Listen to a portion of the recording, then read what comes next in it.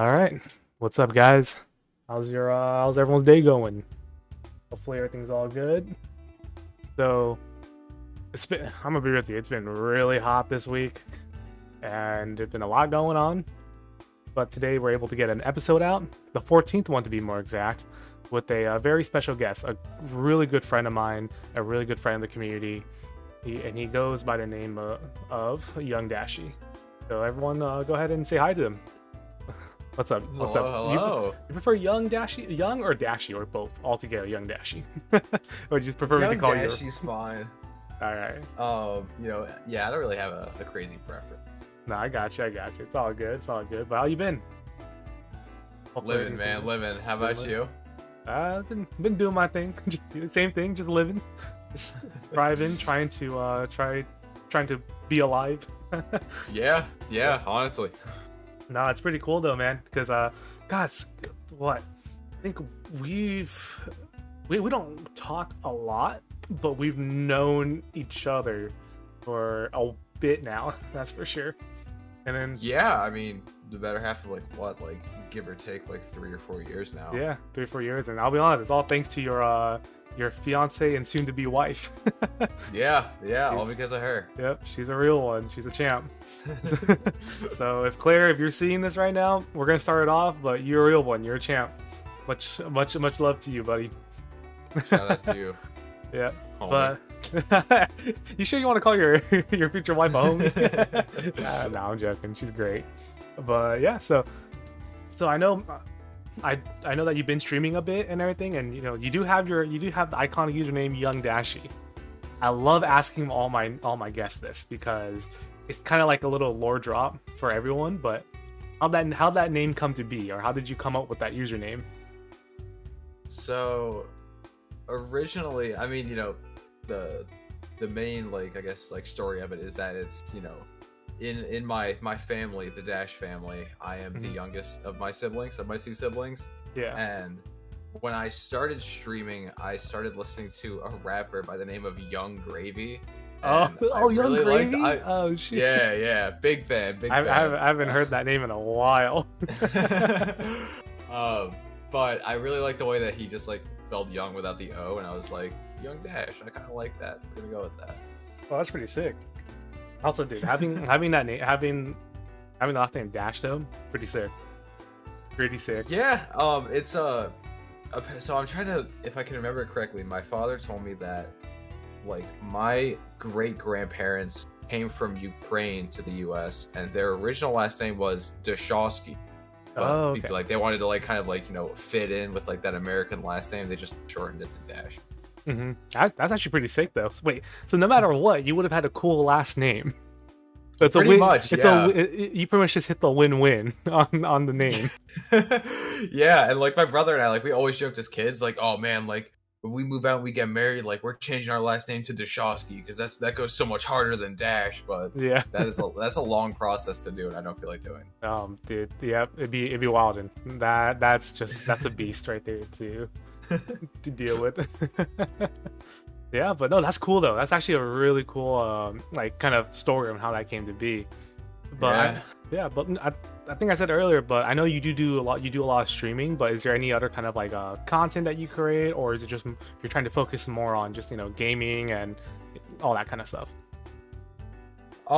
Actually, lately I've really and I to be honest, I'd see the day that I thought I'd see myself saying this, but I've been making a lot of gaming content on TikTok because it's really easy to sort of find small clicks and connect with other content creators that are also Twitch streamers, and then sort of expanding your circle, if you will. Oh yeah. So I've been spending a lot of time just every time I'm playing any game, I'm constantly taking clips, going back at the end of the night, and just seeing what I can make a TikTok with, or if I find something that's entertaining, throw it up on there. Yeah, that's nice though. And I'll be honest, in the world of streaming, it's connections. That's what it's really come to. It's who do I, who am I streaming with? Who am I co-streaming? Who's gonna be my guest? Who's gonna be this, that? But I'm not. It's scary. It's scary when you're asking like people on the internet. Hey, you want to stream together? You want to play a game together? Right. That social anxiety kicks in. Yeah, big time. Oh yeah, but I mean, hey, you got everyone's doing what they're doing, right? You can't really stop yourself from that. Yeah, absolutely.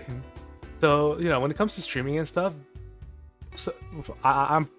Do you plan on sticking with Twitch for your streaming content, or are you gonna try to kind of work your way around it? Maybe make some YouTube videos and anything of that sort. It's funny you asked that because I think it might have been last night or the other night. I did like sort of a deep dive on my own like my gaming Instagram, and I was like going through like these old posts, and I mean I started streaming when I was like just a high school graduate, and there was a point where when I picked up streaming again my last year in college, and I was like, oh man, like that was back when Mixer was starting to blow up, and I was like, Mixer, like my buddy's like, dude, if you get on Mixer now and you start streaming and building an audience, like you could blow up.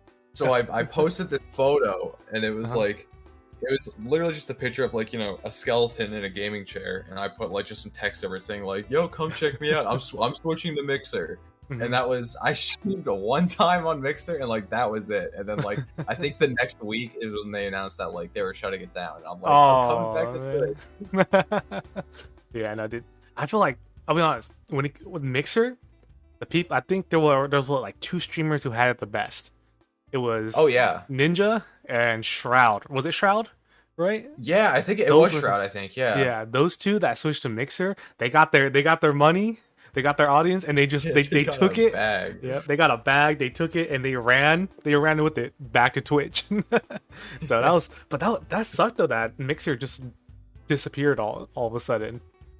Yeah, I agree, because like I think it's a good thing to have, like because there is like the three titans of like Twitch, YouTube, and Facebook game. Yeah, and I think it's good that there's like there's different varieties of platforms that you can pick on to sort of build your own brand on. And I think Mixer had the right idea. It's just like whatever happened. Yeah, I'm surprised that Facebook is kind of big with Facebook gaming. Yeah, honestly, man, like because I talk about this with my coworkers all the time. I'm like, I could stream every day on Facebook. It's just like for me, like logging into my personal Facebook and like going live with it and seeing like of the 400 friends I have on Facebook, like probably half of them are like either family or family friends or like my mom's friends, and like I don't want to be like hitting some crazy Destiny clip, like cursing my head off, and then like my Aunt Nancy comes in, she's like, "Oh, Ryan, you're growing up so fast," and I would not want to deal with that. Yeah, every family meeting they'd be like, Did you see Ryan hit that sick 360? He hit that YY ladder stall." It'd be all the talk at Thanksgiving dinner. Yep. Nah, I feel you, man. It's crazy. Like once you have to just if you ever do Facebook gaming, you have to just go under a different name or with a completely different like separate email, because that stuff is like, dude, I don't want like families of like family friends or like family of my family, like my second cousins, second aunts and uncles, the whole family tree be like, oh, this guy streams video games, and then every single time they ask you, why do you stream video games, or what what's your goal with this, and you just sit there. It's awkward. yeah, always, absolutely. Yeah, and mostly with the older folks, they just sit down and they interrogate you. Yeah. Like you're trying to explain to them what Twitch is or what streaming is in general. Yeah, it's just it's so hard. Like I tried to explain that to my Nana. She's like, I think she's pushing 80, and she's just like, and people get paid to do this? And I was like, yeah. She's like, that's insane. Back in my day, we had to walk to work, and like whatever typical boomer slang. Back in my days with Abe Lincoln, we actually walked to the theater to watch people play. Yeah, do a play. Oh man, that is it's great. When you really think about it though, who would have thought the day would come when you sit down and you're just straight up like, oh, yeah, I stream video games for for a living. I play video games and film my reaction, or film myself to like thousands of people.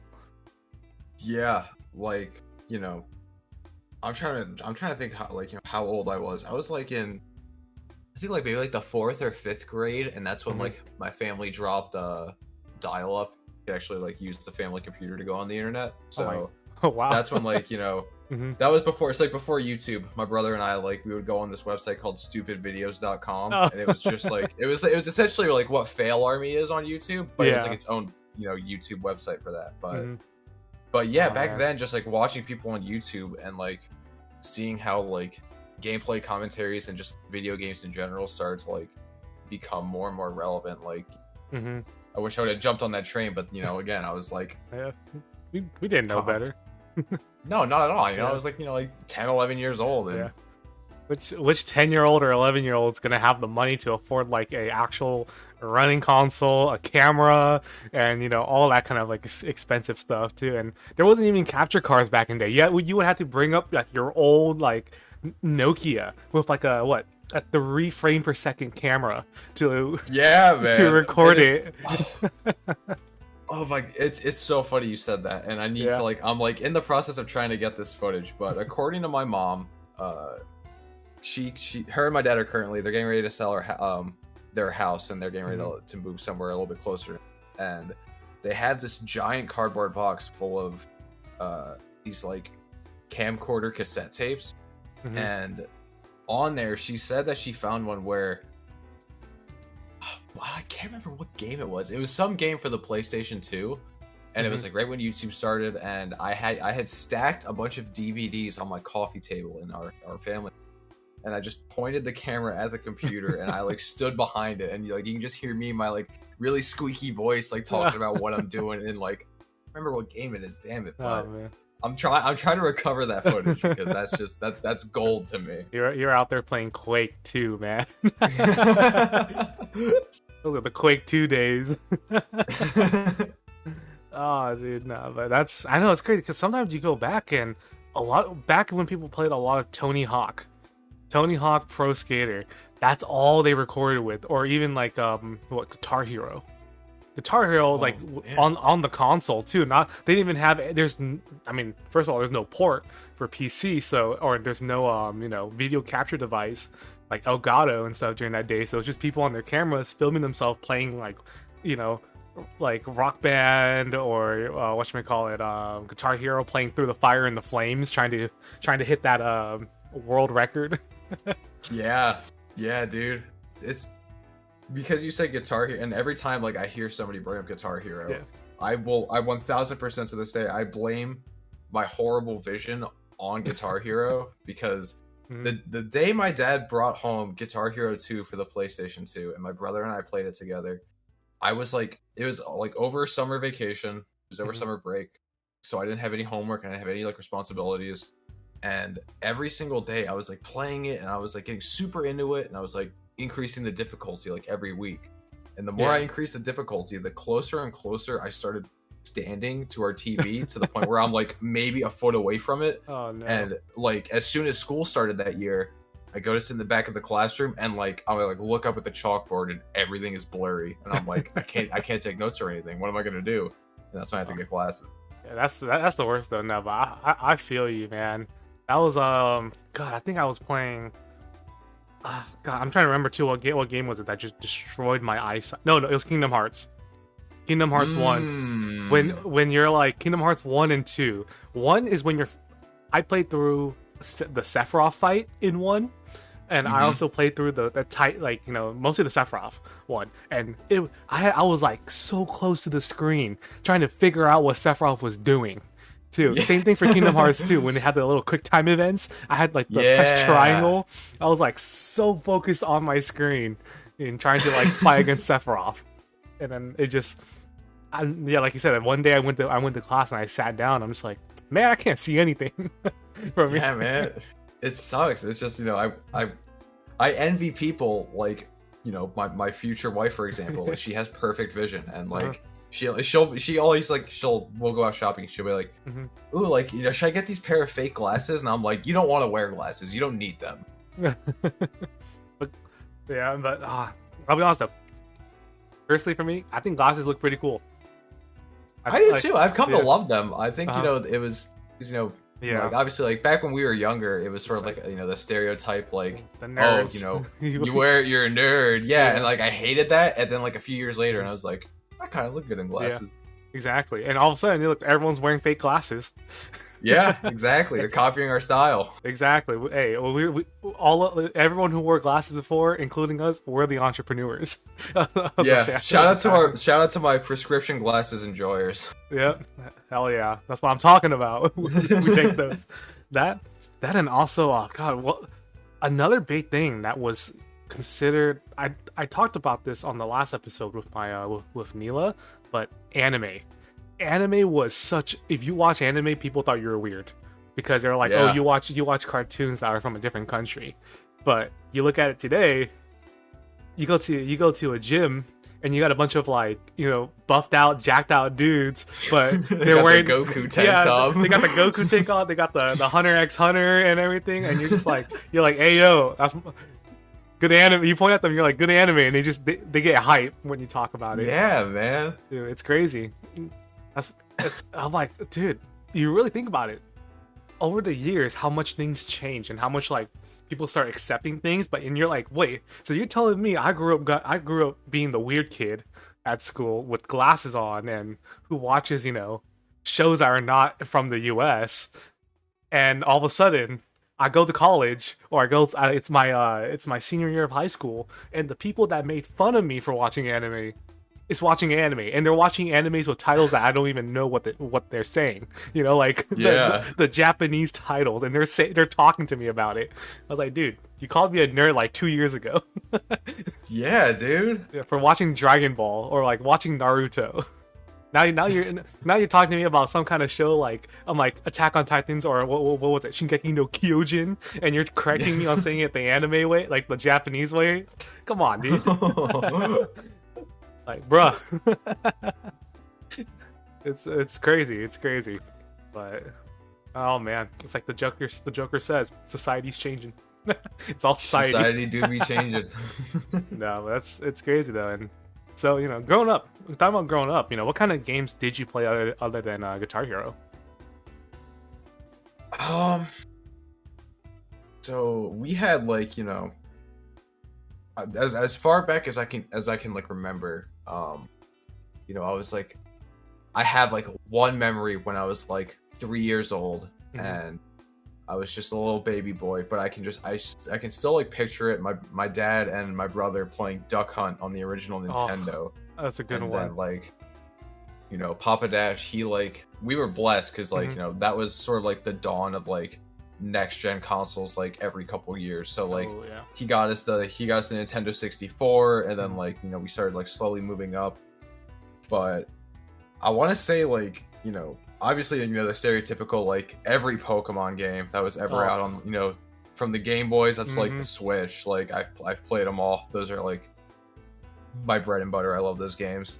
Out of all of those though, which one's your favorite? You gotta choose one. I'm going to go with Pokemon Sapphire, the original one. Sapphire is a good one. Sapphire is a very good one. That's funny because for me, it's Emerald. Dude, oh my god. I loved Sapphire so much, and then I remember like it was like, I don't know, like because Emerald didn't release right away. It was Ruby and Sapphire, and then Emerald came out like 6 months later. Yeah, because they were like, oh, here's the new Pokemon Rayquaza and stuff too. And that literally, like, when I like saw like an ad or whatever for Pokemon Emerald, I remember like going to my dad like, you need to get me this right now. And we went and I had a second copy, so I had my own Emerald because I just wanted Rayquaza. That thought he was off the hook. Yeah. The only reason why I got my hands on that game was my aunt had it on her Game Boy. And here's the funny thing. Dang. Growing up as a kid, you don't know what those buttons are when they tell you. You don't know the concept of deleting a save file. So as a kid, I'm like, oh, these are cool buttons I'm pressing that they're telling me to press. I deleted her save file. Oh She was man. so mad at me. But this is like what? This is like 8-year-old Ethan. Right, yeah. So, Like, you know, you didn't know any better. She can't yeah. get that mad at you. She was pissed though. She was pissed for about a week because she was. I remember she was at the Elite Four, with her whole squad, and then Oh that's when I did it. no. I still remember it. She was so mad at me, but I talked. It's funny because I talked to her. I talked to her like nowadays, and then it's funny because she's always like, yeah, I remember that. She was always remember I was so mad that day, but Yeah. it's pretty funny. It's we laugh at it when we talk about it. So I was like, hey, at least we're on good terms, right? Yeah. Yeah, and the cool thing is that I hate to admit it, but one of the big things I love is because in the Emerald, Sapphire, and Ruby, the main character's name is Ethan. Like You're right. his canon name is actually Ethan. Yeah, So that's right. I didn't have to change the name. They gave me the default name already. Oh my god, that's right. Because it's like, because when you start the game, it's like it'll start like the first name there is Ethan, and then a couple of like filler ones, and then like enter your own name. Yep. That's right. Oh my god, that's insane. Yeah, so that's You what lucked out. it was. Oh, I was like, oh brother, one of my favorite my Pokemon games too. I like that. So it was sick though. It was sick, and it was something I really. It was one of those games I really enjoyed. Like Pokemon. I'll be honest. I feel like almost everybody grew up with Pokemon, at least. Yeah. It was you're either into Pokemon, or you were somehow looped into the group of Digimon, too. Right. But Digimon was fire though. Digimon had I'm sad that Digimon didn't continue and be as popular as Pokemon was. Yeah, no, absolutely. I had because you say that, and like it literally was like you either were like a Pokemon fan or you were like a Digimon fan. And like I had a couple buddies in elementary school that were huge Digimon fans. Like, Yeah, I think it was on because that was on like one of the Disney channels, wasn't it? One of like the Disney cartoon channels. Yeah, or was it on Cartoon Network? No, it was Disney XD, if I remember. That's right. Yeah, And XD. I wanted to watch it, uh, but the cable company that we had, like, they had us like locked in this plan or whatever, and it Yeah. was really expensive. And to get Disney XD, you had to like upgrade your package, and my mom and dad were not doing it. They were like, "That's an extra $20 just for one Yeah. channel. We're not doing that." And I Yeah. never got to like watch it. No, I'd say it's understandable. There, I wouldn't put it past. I wouldn't put it past your parents, or even any parents that would be like, it's too expensive. Oh yeah, especially nowadays, like at my age now that I'm moved out, yeah, if I had a kid and they wanted that, I'd be like, mm-mm. You're like, let's wait until you turn 16 and get a job, then you can help out with it. Yep. Yeah, but no, it's crazy because there was what also like, not only that, but man, it was also Yu-Gi-Oh. Yu-Gi-Oh was huge, dude. Oh yeah. Like, oh dude, I'll be honest. I always thought I used to watch Yu-Gi-Oh so much as a kid. When I hit high school, I thought it was something so nerdy because you want to fit in with the crowd. But dude, I'm 23. I went out of my way to buy a deck, an OG deck that I have on Master Duel, too. Really? Yep. Oh my god. My buddies and I, Tizzy being one of them, we installed Master Duel, and then we just started making decks and playing with it. And I found one deck that I love. It's toxic, but I love it. And then I told one of our buddies, Jav, I need this physical copy, and he gave me the website to buy the cards, on like where to buy the cards too. So that's so tough. Yeah, so now I have a physical copy of one of my favorite decks. That's so sick. Yeah, but wow. Dude, yeah, but that kind of stuff like Pokemon cards, Yu-Gi-Oh cards, that was our childhood. But you look at it now. For a time, everyone was buying them because of money.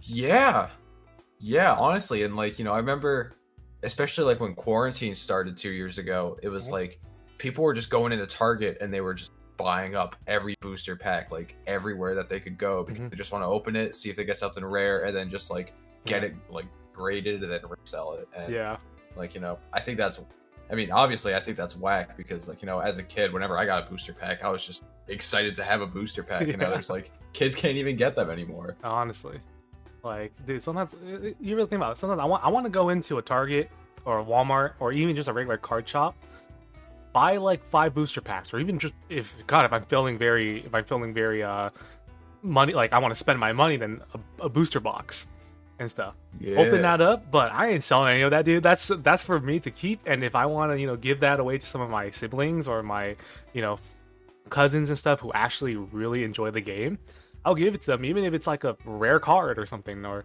unless it's like Right. unless somehow you hit a card that's worth like $1,000, $2,000, then you're like, you know what, maybe I might keep this one. Oh yeah, no doubt about it. I mean, like, I actually have and there is a story behind this, but let me grab it right. Mm-hmm. Realistically, I should get this graded because I think it is worth like a couple $100. But I got an original holographic Gyarados here. I don't know if it's like shit. you can really see it that well from like the You do right there. the lighting of it. Right. Is it good? Oh, that's sick though. Like the OG. Yeah. Like, Yeah. Like first set. Oh First shit. edition. That's crazy. That was a very surprising gift from my older brother. Mm-hmm. A little thing about me, which I've talked about it like on a stream like long time ago. But both my arms are double jointed. Oh shit. Because I broke both of them when I was a very wee lad. Oh. And the story on how I broke my right one is when my older brother was at a soccer game. Mm-hmm. At our local park, for some reason there were these massive boulders like sort of all around the park, closer towards the parking lot. And after my brother's soccer game, his team won. My dad came in a little late, but he bought us both a booster pack. Mm-hmm. And I opened up mine, and I had a holographic Gyarados, and oh shit, he really wanted it. We started fighting over it, and he shoved me, and I went arm first into this rock, trying to stop myself, and my arm just snapped like that. And he's still to this day, I'll still pull his leg about it. And he still feels super bad that he ever did that. Mm-hmm.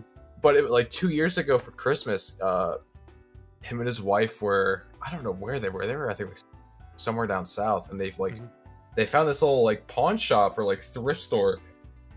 And this old guy was getting rid of a bunch of his son stuff who had just moved out, and there it was just an original Gyarados. And my brother's how much for it? He was $5, and he was I'll take it. No way. No way. He got an original first edition holographic Gyarados. Yeah, and man. Is it? Would you say it's in mint condition still? If I had to rate it out of 10, I would honestly give it an 8.5 to a 9. That's not bad. Just because I think one of the corners is a little crinkled, but other than that, it's perfect. Oh, dude, that's sick though, and man, it's something you would never thought would happen. Would happen. Oh yeah, no, not at all. Your brother just comes up to you. Hey, remember that one time I broke your arm? Here's that Gyarados back.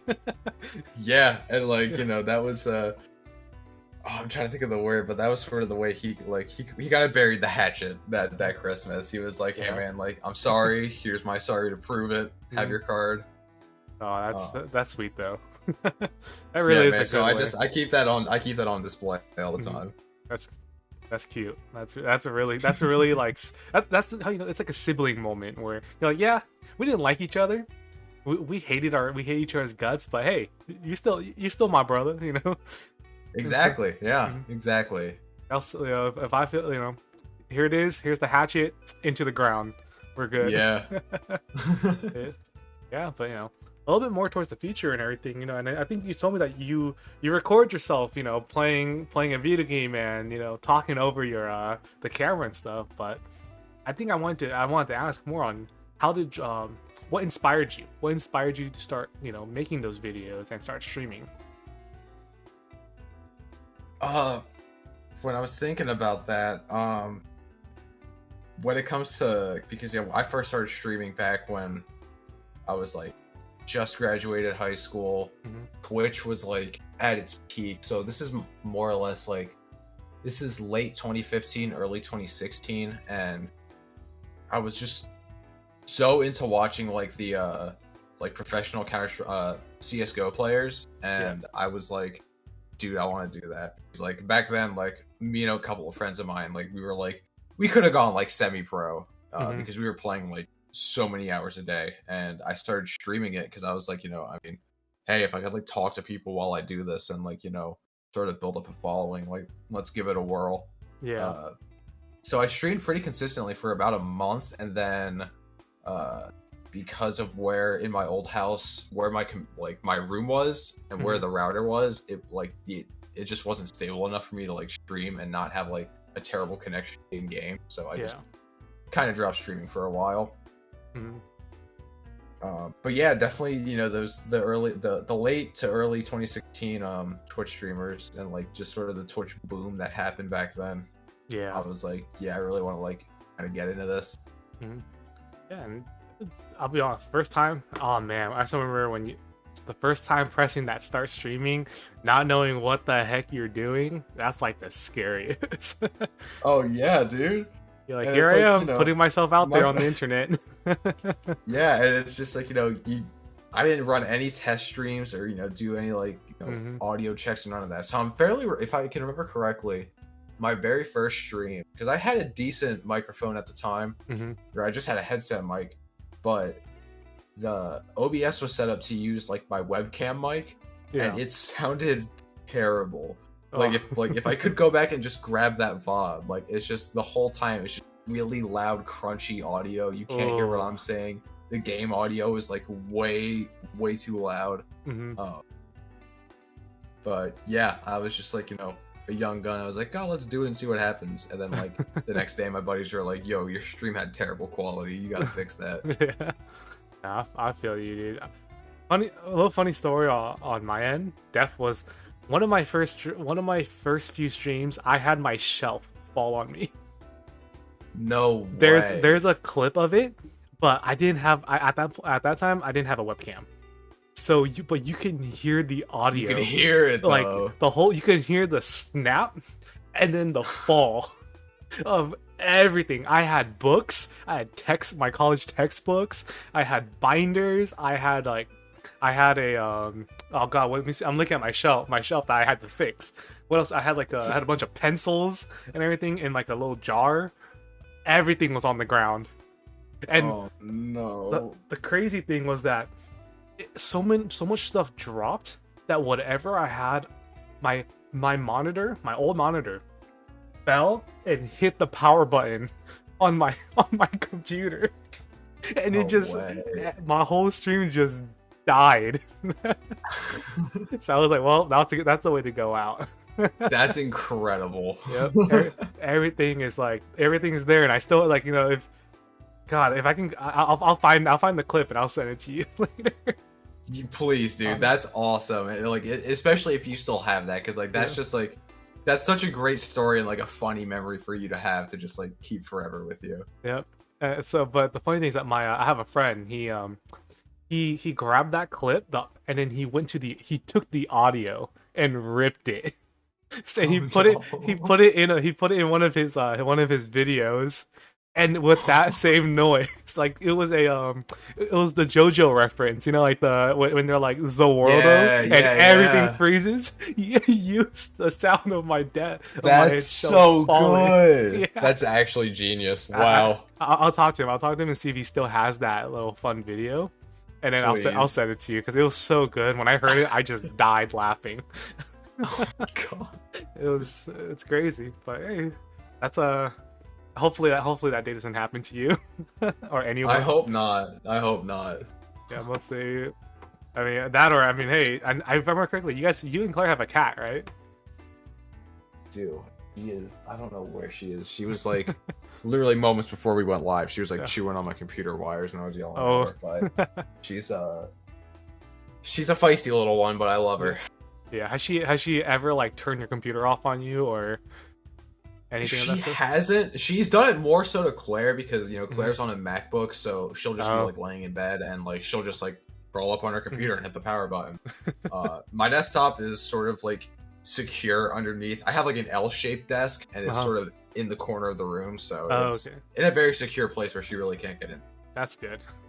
Because man, those cats are. I love cats. I'm both like I don't really care. I love both cats and dogs, but man, cats are Yeah. they're smart. Those creatures are like smart, and it's scary.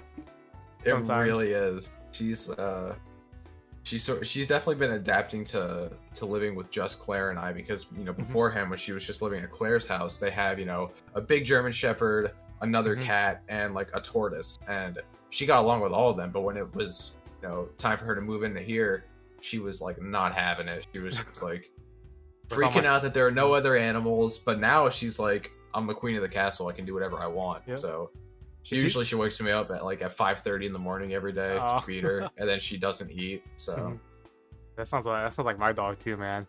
Dude, I love your dog. I can't get enough of your dog. Dude, she's a little rat, man. That's what I call her. So adorable. She's an actual little rat. Like every time I look at your cat, when Claire talks about your cat and stuff, and I know Claire sent us a few pictures of like your guys' cat. Your cat's adorable, and I look over at Cookie, and she's just looking at me back. I'm like, you know what? Compared to that cat, you're a rat. But I feel like that's a thing with all pets. Like, if that's your pet and you love them, you always got to make fun of them.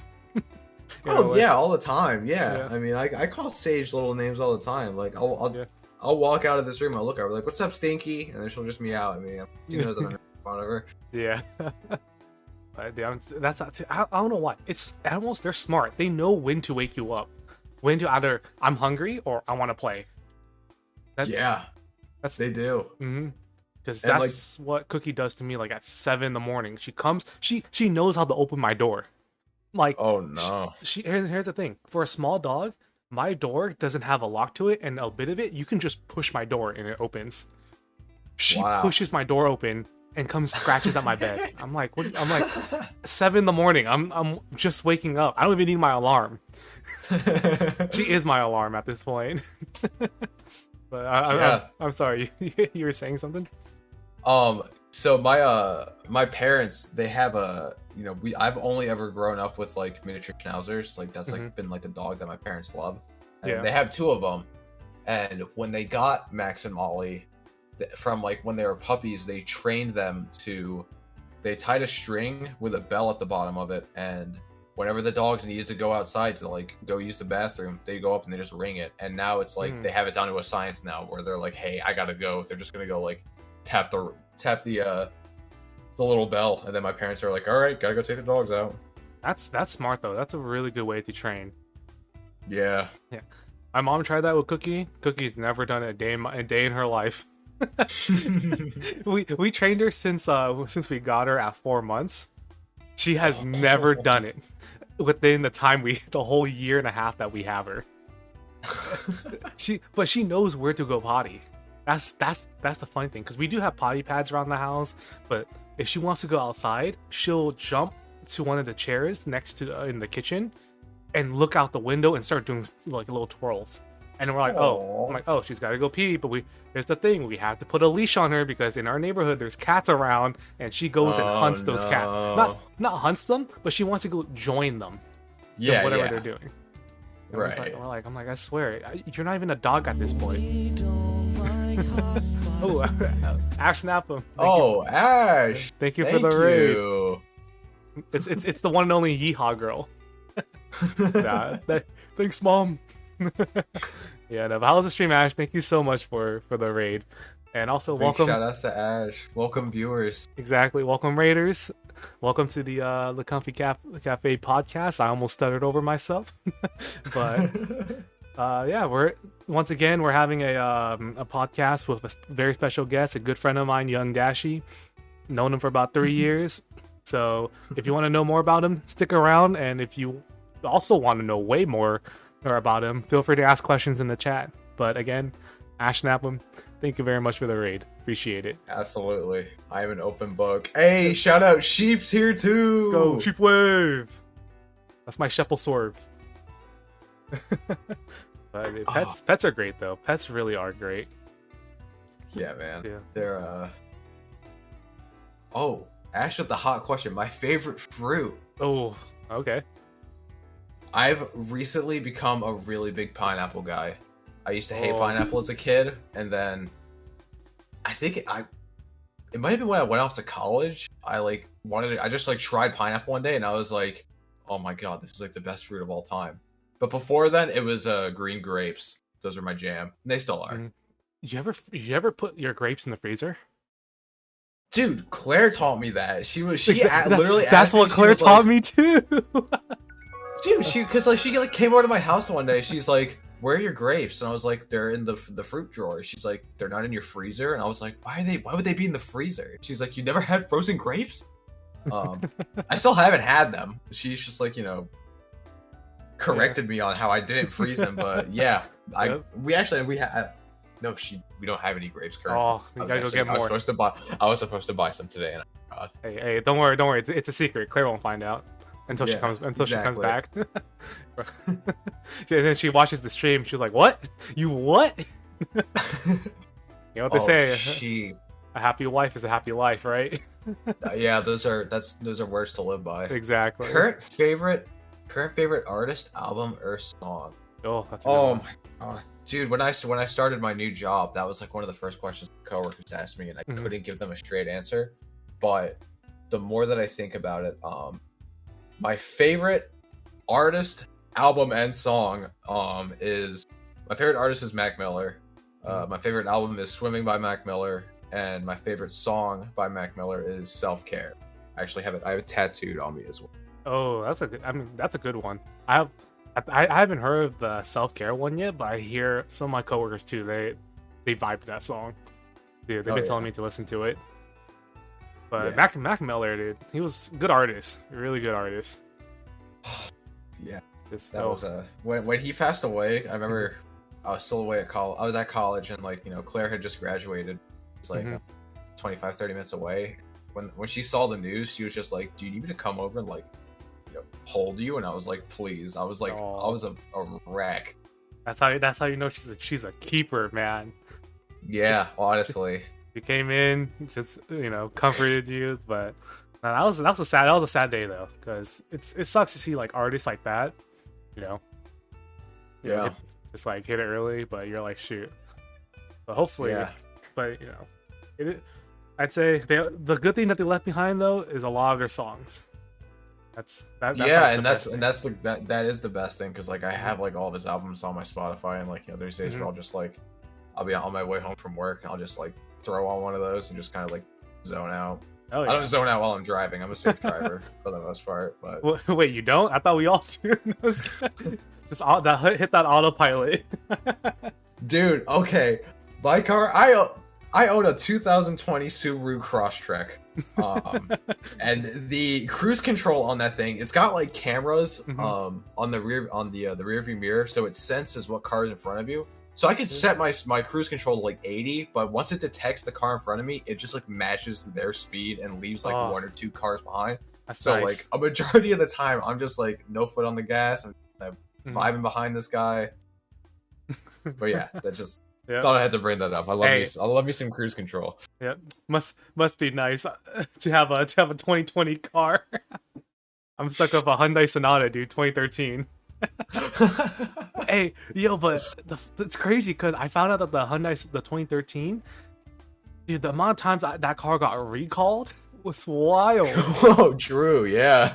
I had my engine blow out on me on the freeway during the funeral. I was on the way back home with my little sister because we were coming back to check up on our she wasn't feeling well, and we had to go check up on her Cookie and everything. Yeah. So we were on the freeway right before my exit. I just hear my whole engine just goes boom, and then it just all I can hear from it is this it was the fastest 65 to 20 speed, and then I'm just the good thing, dear God, I looked at my sister in the eye. I'm like, hey, you ready to witness my first accident on the freeway? It was just to the point where acceptance.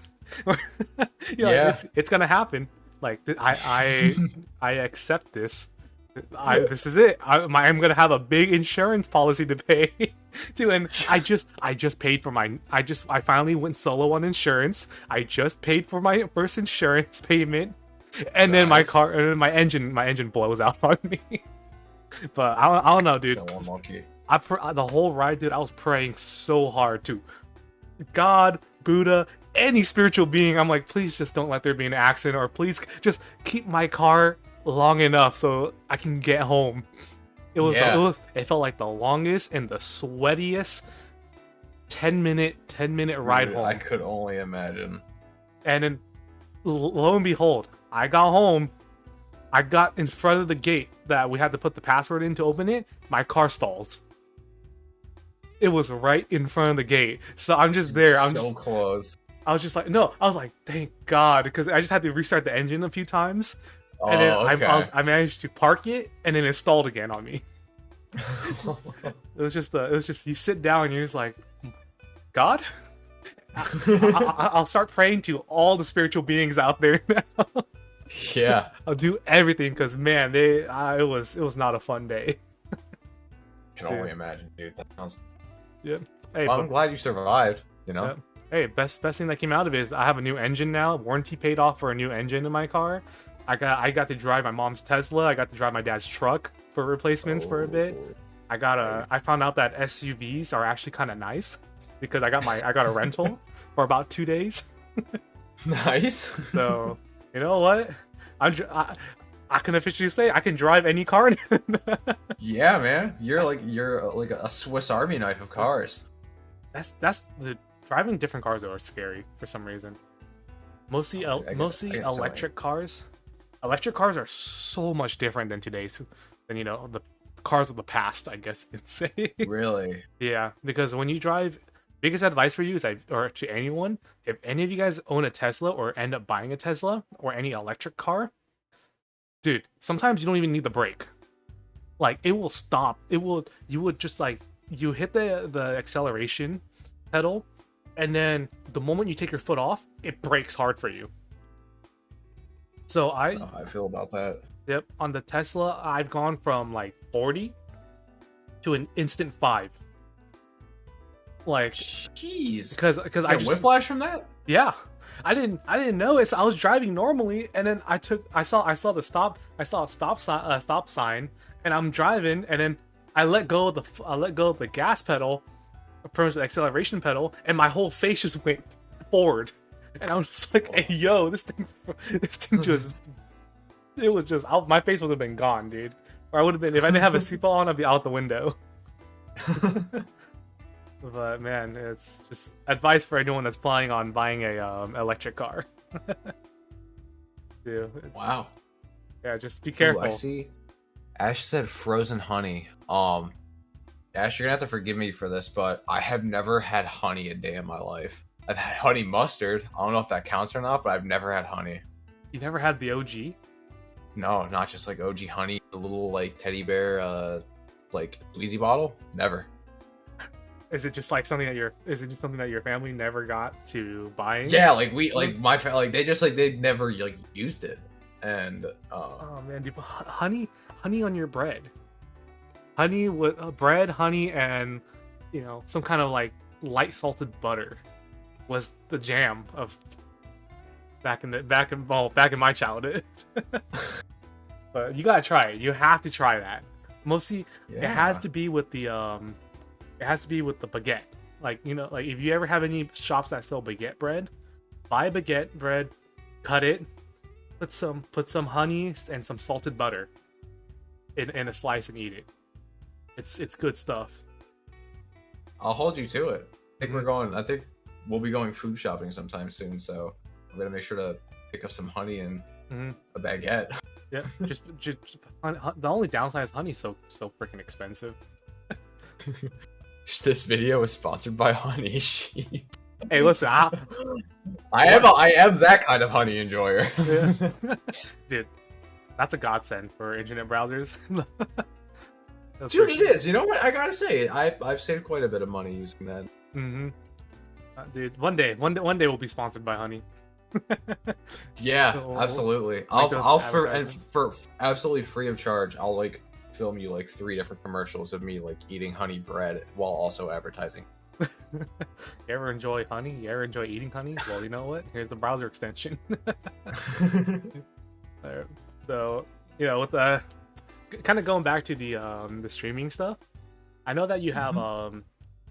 you recently just got back into it, right? Like got back into streaming as of lately, because I know for you, you're a very busy man. You got a lot to do, and also again, congratulations on the soon to be marriage and everything. You and your fiance.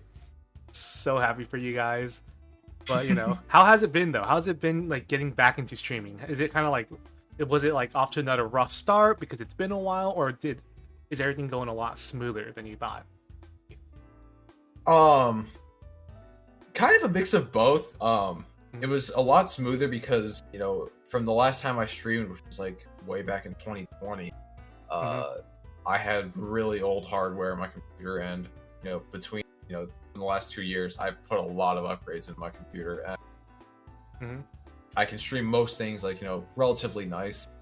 Uh, but the sort of the unstable part of it now is sort of a lot of my stream quality issues stem from the fact that I'm wireless now. I'm not like wired Oh. into my like router anymore, so Mhm. there is a little bit of like some hiccups with that. But we've been in talks of upgrading the internet, but that is that's an after wedding conversation because that's just like trying to get our cable provider on like Mhm. the phone and do all that customer service stuff is gonna take a long time. So Yeah. we just don't feel like doing it yet. So we kind of been pushing it back. But for the most part, I mean, I got like a Wi-Fi extender a few Mhm. weekends ago, and when I streamed last, like I don't know, 2 or 3 weeks ago, the quality was a lot better. And then, Yeah. yeah, it's just been a matter of like trying to find the time to Mhm. go live. Oh yeah, no. That's another like struggle too. Is just when's a good time? And can't the other big question, can I keep it a stable time to stream at? Yeah, exactly. Yeah, precisely. Yeah, scheduling. I think for any streamer, anyone who's a streamer, they should understand this. But schedules are the hardest things to make if you Oh plan yeah. on streaming. Some people, it's like no problem for them, but others, I would say a majority of people who are starting on streaming or who just want to stream for fun as a hobby, it's the worst to try to schedule streaming days and whatnot, because you sit there, you're like, I should be free today, and then something comes up and you're like, well, I guess not. Yep, exactly. Or you sit down, you turn on your computer, get on OBS, and then you get a phone call like, hey, can you come in early today for work? Or hey, we need your help with something, a Yep. family calls in or something about that, like, hey, can you pick us up at the airport? And you sit there, you're just like, or right before touching the start stream button, you're just sitting there, you're like, really? Really? Oh man. But that stuff is rough. I mean, mind me asking too, like what kind of games do you currently stream, or is there any games that you kind of like want to stream more in the future? uh, Currently streaming. It's been a lot of Escape from Tarkov because I guess I like pain and torturing myself. But when I'm not playing that, I'm usually playing Destiny 2 because that's like my bread and butter, and I just love that game and the whole series. Mm-hmm. But there's definitely been like there was a time where I really wanted to back when I did start streaming again back in 2020. There was a time where I wanted to stream like Smash Brothers and Animal Crossing. Like I wanted to stream all that stuff on my Switch. So I'm just trying to see. I think I still have it, Mm-hmm. or maybe I don't.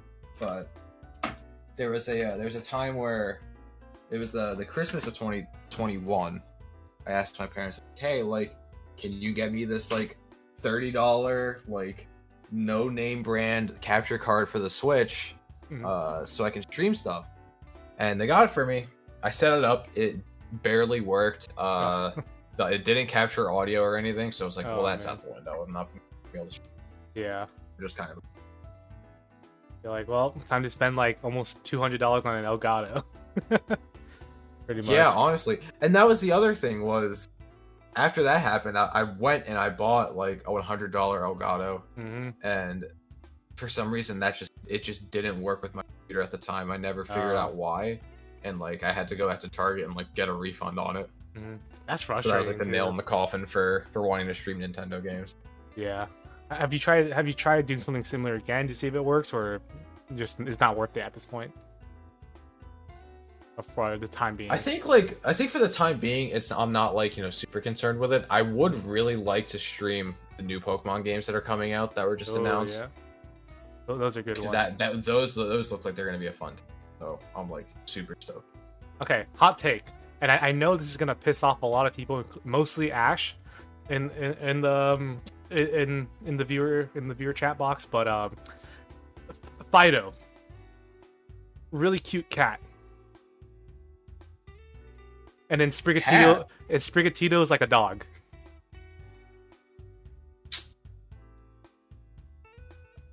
So Sprigatito's a dog, and Fido's actually a cat. People don't understand, but the one who actually initiated this was Tizzy Q himself, and we're rolling along with the crusade of Sprigatito being a dog and Fido being a cat. That statement makes me very uncomfortable because I'm sitting here, I got a big old picture of Fido right here, and I'm like, that's definitely a dog. What do you mean? It's got all the features of a cat.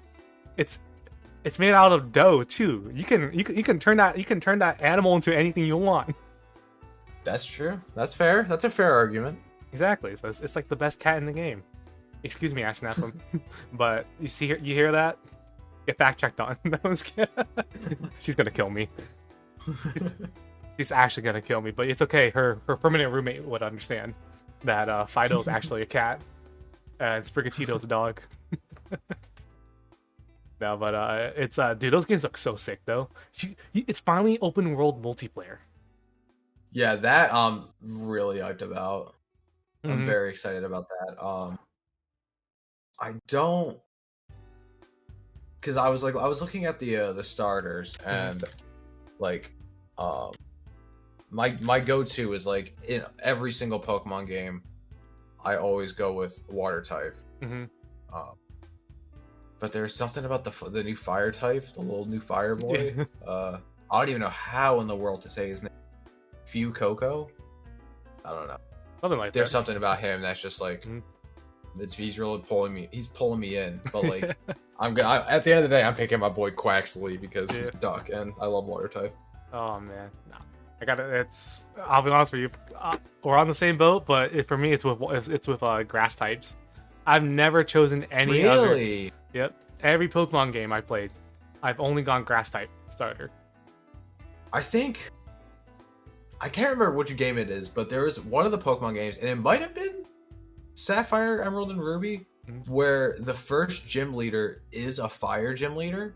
So like when I fought them, I was like, yo, shout out to all like my grass starter gamers. Like they're absolute chads if they're able to get through that first gym. All I'm telling you, you just gotta have all eight slots covered in your Pokemon list. It's just sacrifice after sacrifice to get through the fire gym.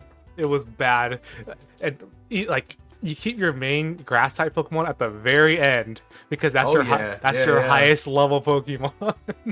But you can never use it. It has to be a normal move. It can never be anything else.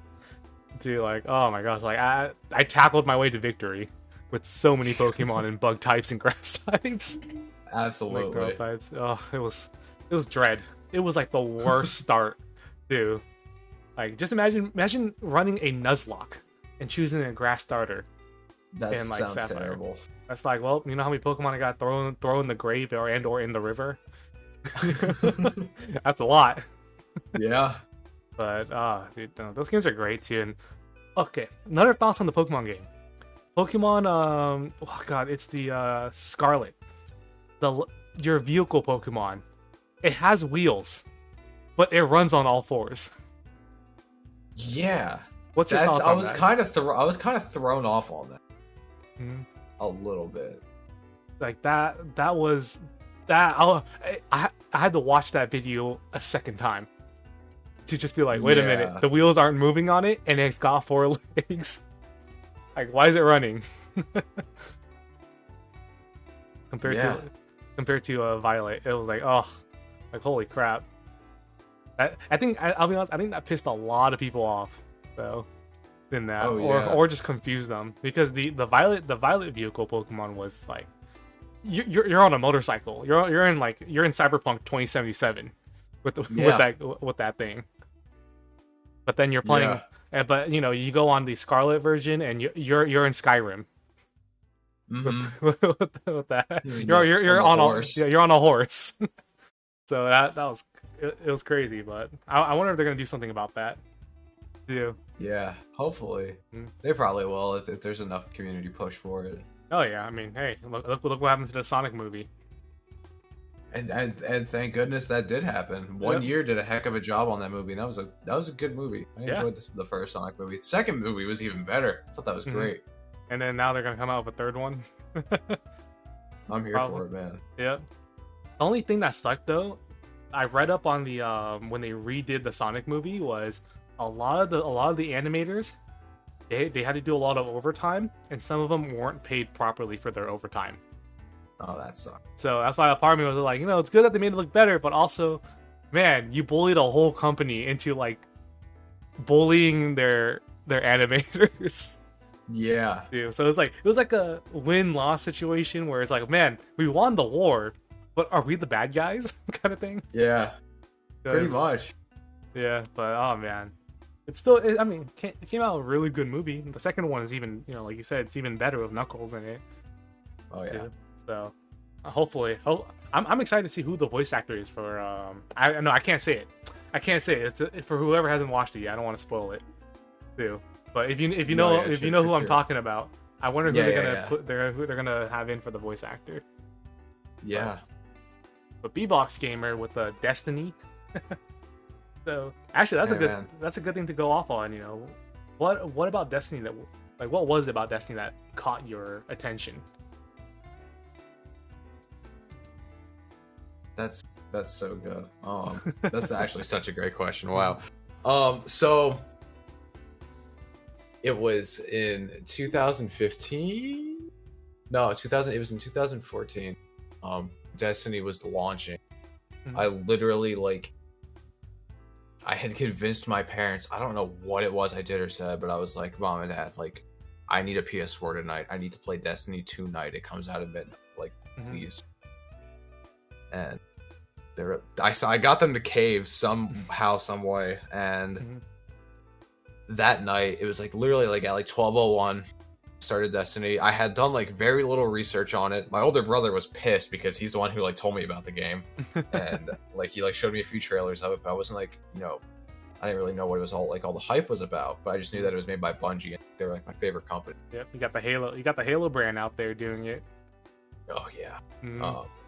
And it was in the first mission in Destiny, because your the PS4 controllers, they had that light, that little light sensor on the front.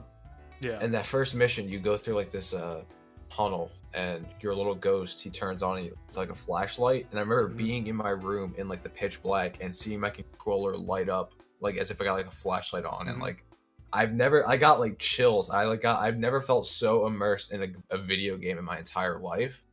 And yeah, man, that game was just, everybody hated on Destiny 1, but that game was really pivotal for my older brother and I, we obviously, we didn't have the best relationship growing up. We hated each other. He broke my arm.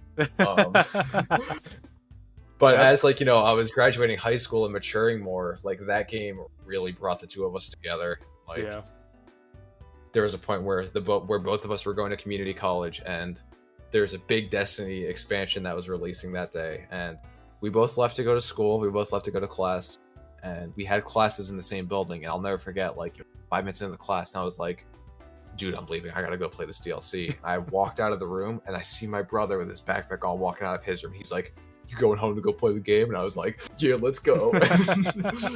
My mom was not happy about that because we were playing hooky. Yeah. But yeah, that was just the Destiny franchise as a whole. It's gotten so much better.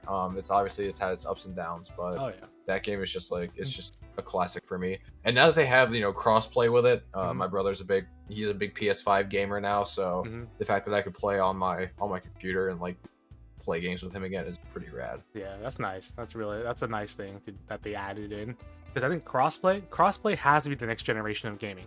There's no if you're able to crossplay any game now, dude, that's crazy. That's like a whole. Yeah. It's like you're bringing in so many different communities together. Like what? I'll be honest. Well, I'd say was it like PUBG? That was one of the first ones. Was it like with was it Fortnite? Something. One of No, those you're games. right. One of those games. I think was like, it might have been Fortnite first. Yeah, because it's like I know that they all like, you're able to play on mobile with like PC players. You're able to play with on the Switch, everywhere. Yeah. So it was crazy. It was crossplay. It was like, oh my god. And coming from my end, I'm a big fighting game fan. And hearing them bring some fighting games cross platform, you're standing there and they're like, no way. Like you're telling me my friend that only plays this game on Xbox can finally connect with me on my PC. Yeah. And we can go at it too. Because it's always us yelling back at each other, buy an Xbox, get this game. And I'm like, no, invest in the PC, buy these games with better ports, and everything. So it's like, but finally, it's like, being able to play cross-platform is so fun. Oh, yeah, dude. That's a great time. Yeah. Also, the crazy thing about Destiny 2 was that I didn't know that when you start a new character, you're technically replaying Destiny 1. Yeah, dude, they have seriously overhauled the new player experience for Destiny 2. So like, you can be like brand new to the series, start Destiny 2, and like relatively be caught up with what's going on in like the game and in like the live story now. Like that's smart. That's like really smart play. Yeah, it is. Yeah, and that was the right move to do because they want to have more people like playing. Like just like I was literally like just playing the game today, and I saw a bunch of people that were level 1 on. They were on the starting planet Earth, and like I just see these little level 1 people that are running around. Like I could tell like they're new to the game and they're like feeling it out. It makes my heart warm. Oh yeah, but dude, there's one thing that I will always hate about Destiny is you have to play through the Crucible to progress some of the story, like in the earlier levels. Yeah, that's right.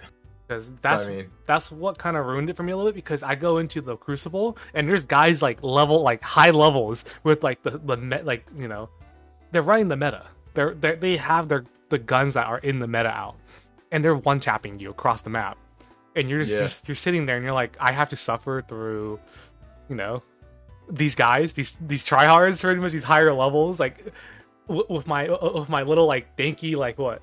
Heavy revolver, like heavy pistol, and my like sniper rifle that barely has any ammo in it. Dude, and they're like, oh look, that's a warlock class. Oh, that's a titan class. Look at that armor go. Yep. Like they got so much armor and everything. That's the only thing that I feel like if they took those missions out, those Crucible that you have to play the Crucible to progress the story. It'll be a lot better for players who are more PvE than PvP. Right. Yeah. But overall, though, like it's a fun game. It's mostly playing with friends, and you get your own like kind of like party or like I guess clan and stuff. Yeah. Yeah. It's a lot of fun with friends. And like I don't even really like have a preference. Like I'm just like playing alone as I am with like playing with like any of my buddies. Other than Halo, that game reminds me a lot of Titanfall as well. Oh yeah, it does. At least definitely like the movement with like the sliding and the jumping and such. It does give me a little bit of Titanfall vibes. Yeah, that stuff is. God, Titanfall was such a fun game. I don't know what happened to it. Like 1 and 2 were really fun concepts. The PvP in that game too was like extraordinary. Top tier. Like, dude, I loved it. You're telling me I can go with my buddies. And my buddies can call in their Titans against the enemy team Titans, but I can go and like sabotage the enemy Titans and hijack their, like blow up their Titans with them in it. It was insane. Yeah, man. Such a great game. So I really hope to the third one. Yeah, for sure. Like second one ended really well. Like the story, I enjoyed the story. That story in the second one was so good. Dude, so good. Mostly when you get the point when you get the smart pistol, that was just a speed run. Codes. Yeah, cheat codes, speed run. You just click. You just keep on clicking, or you keep on pressing your shoot button while you're running through the map. That was fun. But yeah, do you ever plan on? I know you used to stream it a little bit back in the day. Do you plan on trying to like get back into a little bit of Titanfall, too, or just like play through the story mode on stream? That's a really good idea. I Mhm. think I definitely would probably like give it a whirl to story mode because as far as I know, I think the multiplayer is just like either down or it's just like infested with hackers right now. Yeah. Like it's just disabled, but that would be a fun time just playing story mode. Mhm. Oh yeah, definitely. That'll be pretty fun. That'll definitely be fun to watch. Watch you play through. Yeah. So I know you said it before, but you had you had to explain to your grandma what streaming was. But does more of your family know that you stream and that you do this stuff for like as a hobby? Honestly, for the most part, yeah, because at least for like younger family members like my cousins and such, maybe like a few like my aunts and uncles, Mm-hmm. they know that like I'll stream because I'll like post on my Snapchat like, yo, I'm going live in like an hour through. Yeah. But it's not like they like nobody in my family's like ever really asked me about it. Like I've explained it to like my mom and dad, like they understand what it is. They're like, hey, I mean, makes you happy and it's something to kill time, like do it. Yeah, that's nice because I know with pretty much people who don't know too much about streaming and stuff, it's just it's a nightmare trying to explain to them. Oh yeah, it is absolutely. It's a hobby, and there's a chance you can make money off of it. But and then the biggest question that they ask you is, but will you be stable? And you're like, it's a hobby. That's why it's called a hobby. It's not a job. Right. Yeah. Yeah. And I think that's exactly. like that's the thing that I think a lot of younger kids don't know yet. Because like fresh out of high school or even high school kids are like, I want to do streaming I want to be a streamer and stuff. And you're like, listen, kiddo, let me be honest with you. Everybody wants to stream. Everybody wants to try to make it big. So just keep it as a hobby. If you blow up, kudos to you. You deserve it. But if nothing happens, sadly nothing happens, and that might be the ugly truth. As long as you're doing it as a hobby and you like it, you're good. Yeah. Because the moment you start treating it like a job, it's no longer fun. It's stressful. Exactly. Dude, but as long as you keep it as something like a hobby and you love doing it, it's great. Because I mean, I'll be honest, it's fun. It's fun watching people like you, Tizzy, Ash, Sheepwave, like you guys stream. Because when I'm watching you guys stream, you guys are having a great time. It's fun in there, and that's like that person's just streaming because they love to stream, and that's their pastime, their hobby. Yeah. But sometimes when you look at the bigger streamers, you can tell that they're just doing this because it's a job. Yeah, exactly. Dude, like before you watch their older videos, their older VODs, and you see it, like they're enjoying the time. It's like the time of their life. They're enjoying it, but you look at some of them today, and they're just like they're not as much as they were before in a way. Right. Yeah. And also, yes, Sheepwave is still streaming. Hashtag Sheepwave Season 2. Season 2. We're waiting for it, and we're hyped for it. It better be sponsored by Honey. Yes, absolutely. I'll ride if there's no Honey sponsor. If there's not a big Honey watermark right next to your webcam sheep, exactly, we're gonna have some trouble. Exactly, there's gonna be a lot of trouble. We're gonna riot. We're gonna start something. Yeah, but continuing on the streaming stuff. Is there any did you have any like friends, or even family that really helped you out with streaming when you first started, or till this day kind of thing? All my best friends that I met in college that they're almost all of them, they're all my groomsmen for my wedding. They all are always in on my stream. They're always just, whether it's like they're in there just chatting with me or they're just kind of lurking, they always want to know when I'm streaming, and they've always been a really, really big support for me, and I love them. That's cool though. You want to shout if you're free? You're free to shout them out. Yeah, I'll shout. I'll give a quick shout out to the boys, because I think a few of them they'd be lurking and they're listening, but they know who they are, and I love them greatly. I'm very happy they're in my life. Yeah, no, it's good to have those people though, like that group. Yeah, man, it's streaming is not easy. Sometimes definitely the hardest thing about streaming is I'll be honest, the viewer count. It's the hardest thing to not look at. Everyone tells you to ignore it, and they're right. You should ignore it, you know. But when the number is there and you see that number, sometimes you sit there and you're like, I'm streaming to no one, kind of thing. But you gotta have like, it's those friends that are like, hey, even though we can't make it, and you're on like 1 viewer, 2 viewers, just keep on streaming. They're always encouraging you. They're always working on it. Or whenever, like we got Sheepwave here. He's usually messaging me. He's like, hey, check your audio. And I'm like, oh shoot, thank you. He's like your music is a little too loud, or hey, can you up your mic a bit? And then that stuff helps because you can't listen to yourself. You can't listen to your stream, or it's gonna have a really bad echo. So you kind of need a friend, or you need at least some people to let you know exactly. Like, but it's nice though. It's nice. It's really nice to have like friends like that, and people like that you can trust in a way. Yeah, absolutely. So, I mean, that's pretty cool. And for you, if there's anyone, if there's any word of advice you can give to anyone who wants to start streaming, either it be video games or something like what I'm doing, like a podcast, or just anything in general, what kind of advice would you give to that person? I guess the best advice would be is to do something that you find entertaining.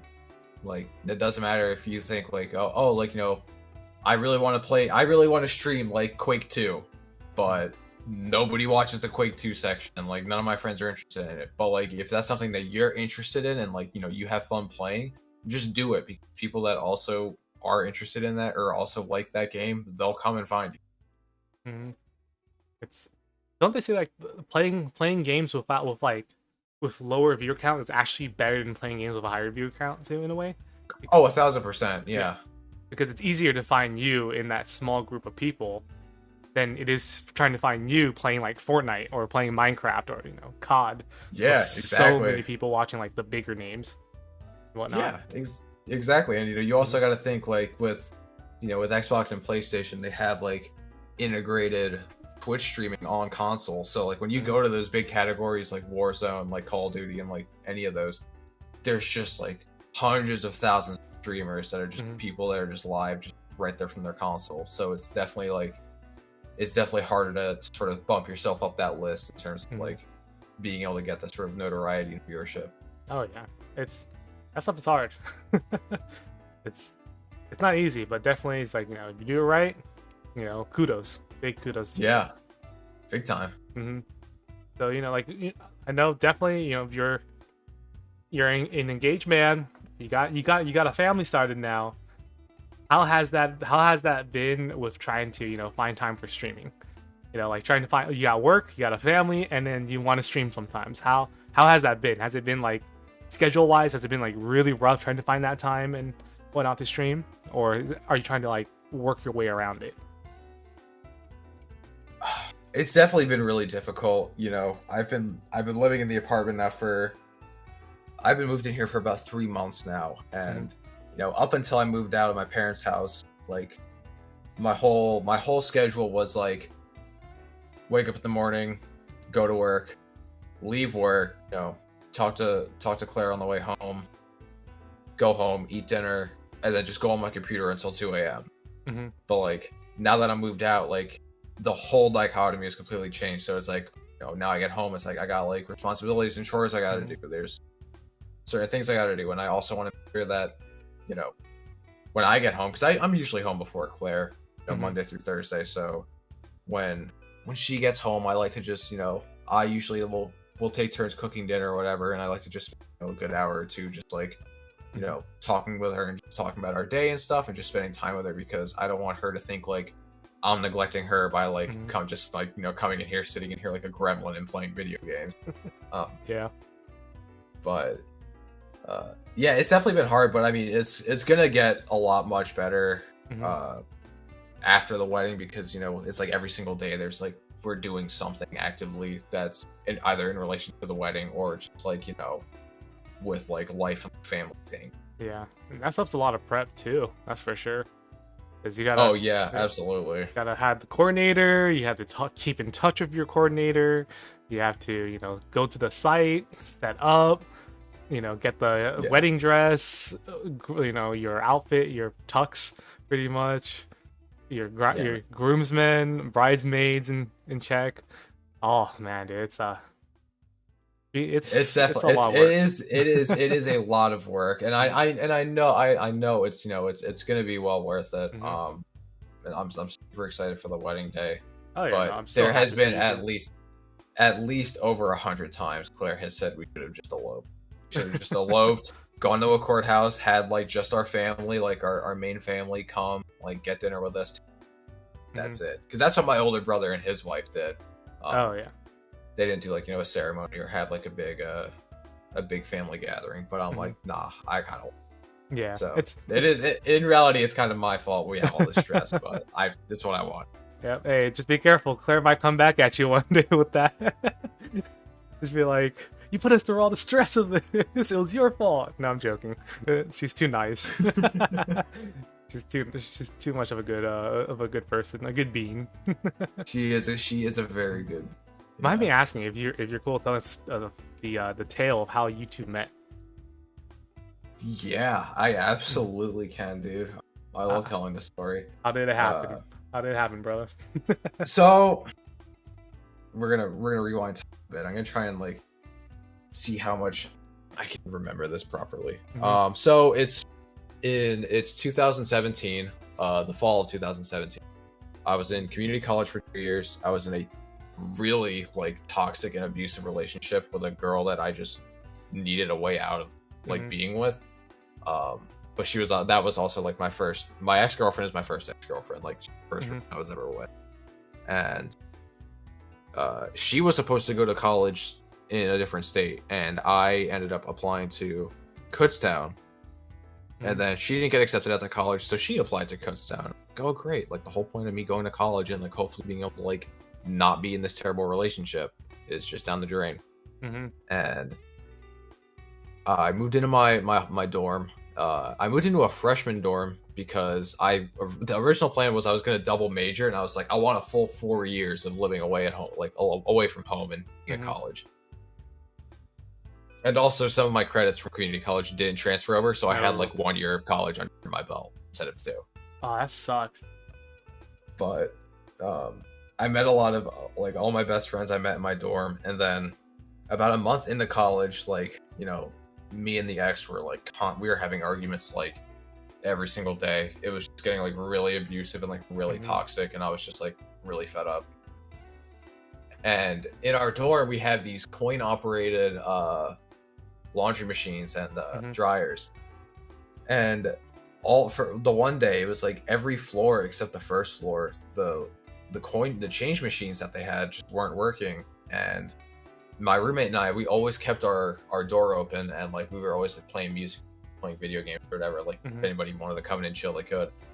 And that's when Claire came up to our door. She looked at me and she was like, hey, do you have change for a 5? And I was like, yeah, I do actually. And then I gave her that, and then the next day she somehow acquired my Snapchat. She added me and we were talking, and like the weekend was coming up, and my ex was like, oh, like I'm going to go back home for my dad's birthday, do you want to come with? And I was like, no, I'm just going to stay here at school, I kind of want to relax. And then I went up to Claire was backstory, Claire was an RA at my dorm.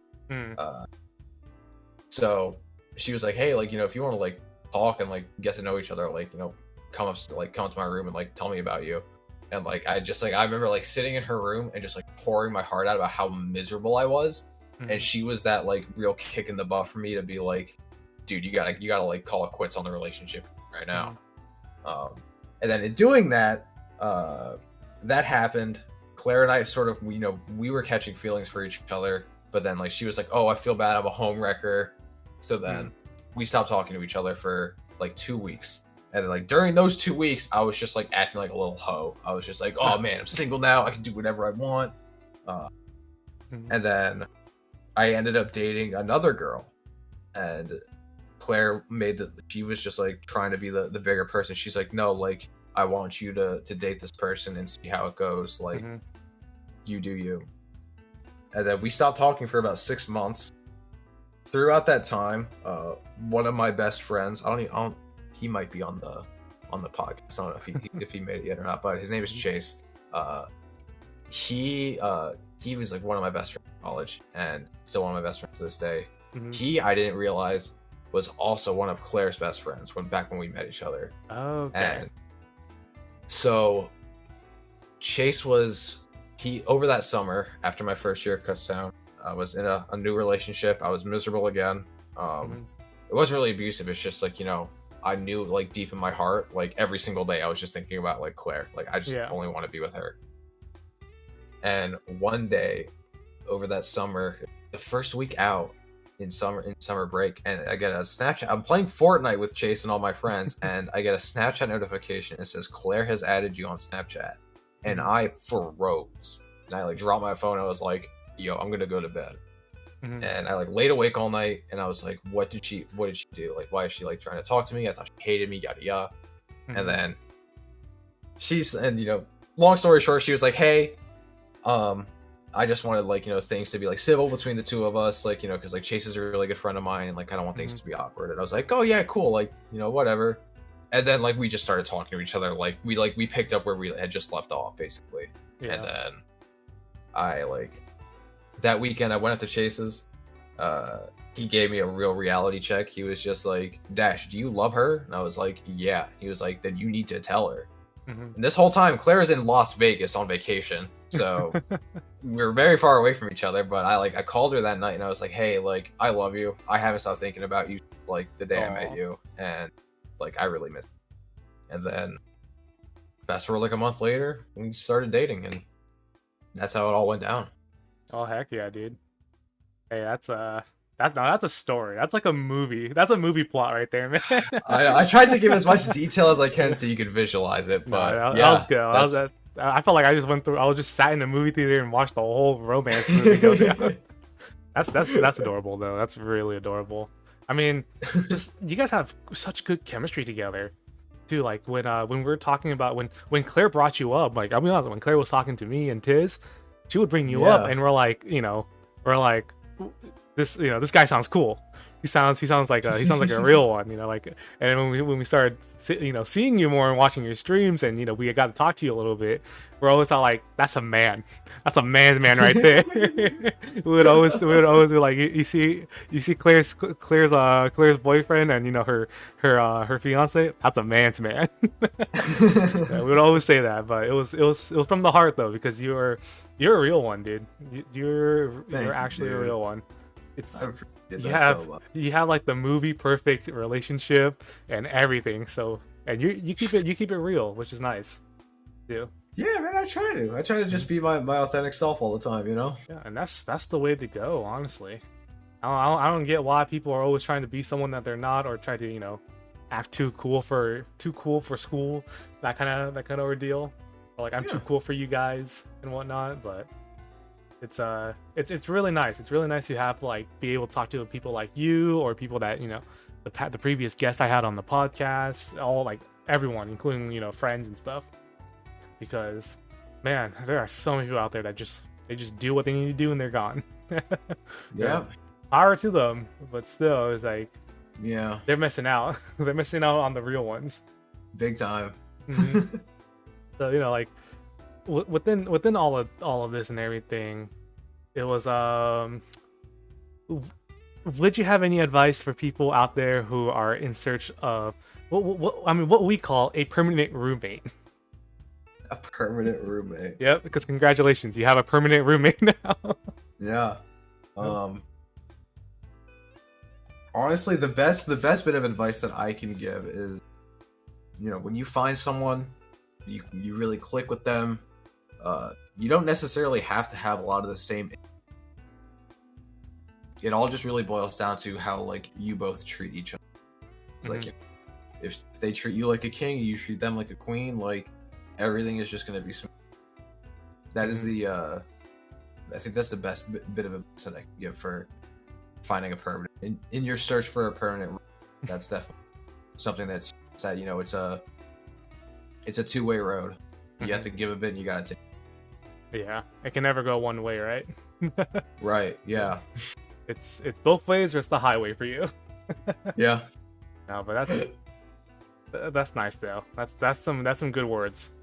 'Cause, man, that stuff is it's hard, but hey, if you did it.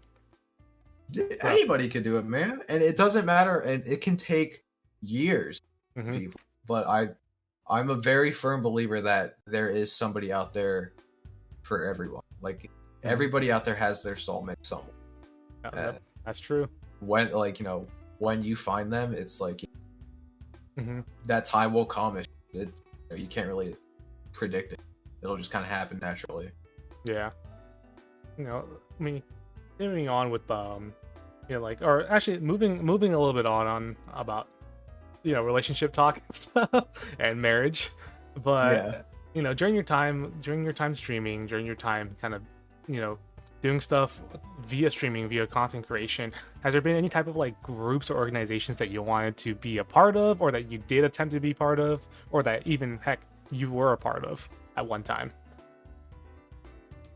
Yeah, there was, and I'm free to talk about that now.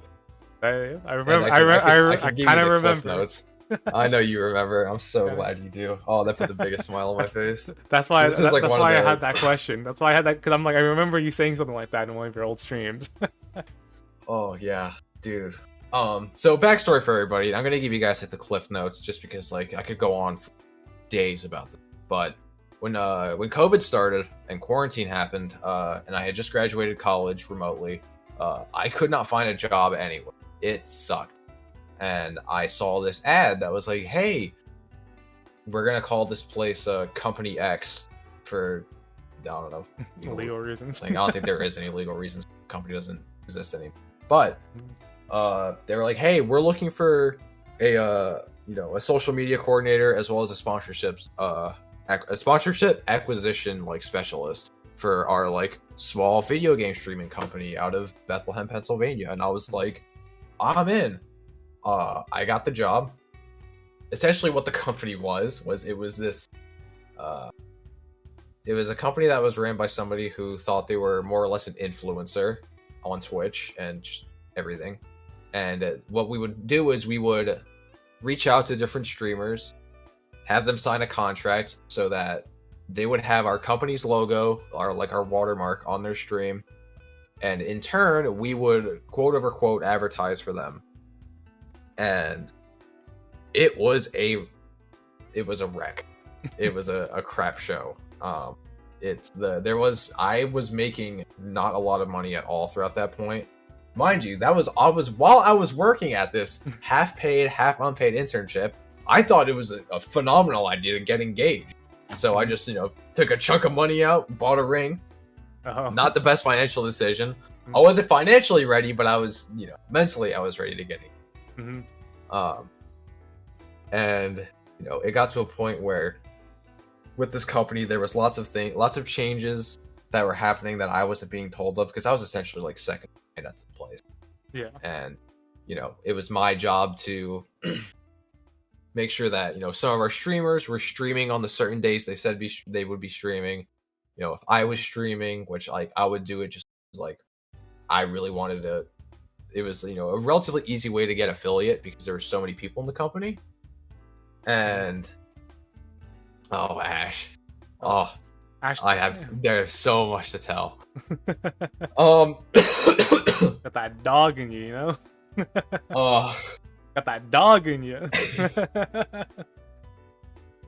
But there got to a point where the owner of this company was, getting upset that people weren't coming in and watching her streams and yada yada. And we had streamers that were saying, hey, like, there's people in the company that are watching each other's streams and chatting, but they're not coming into mine. So we had this one girl send the both of us an email saying, hey, I'm done working with you guys. And the owner was like, hey, you kind of signed a contract. You're like legally obligated to stream for us.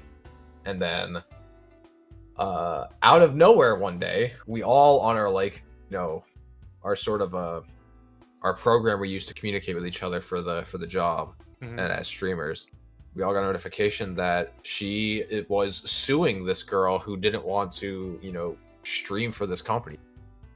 And that like shook this entire company of streamers. Oh man.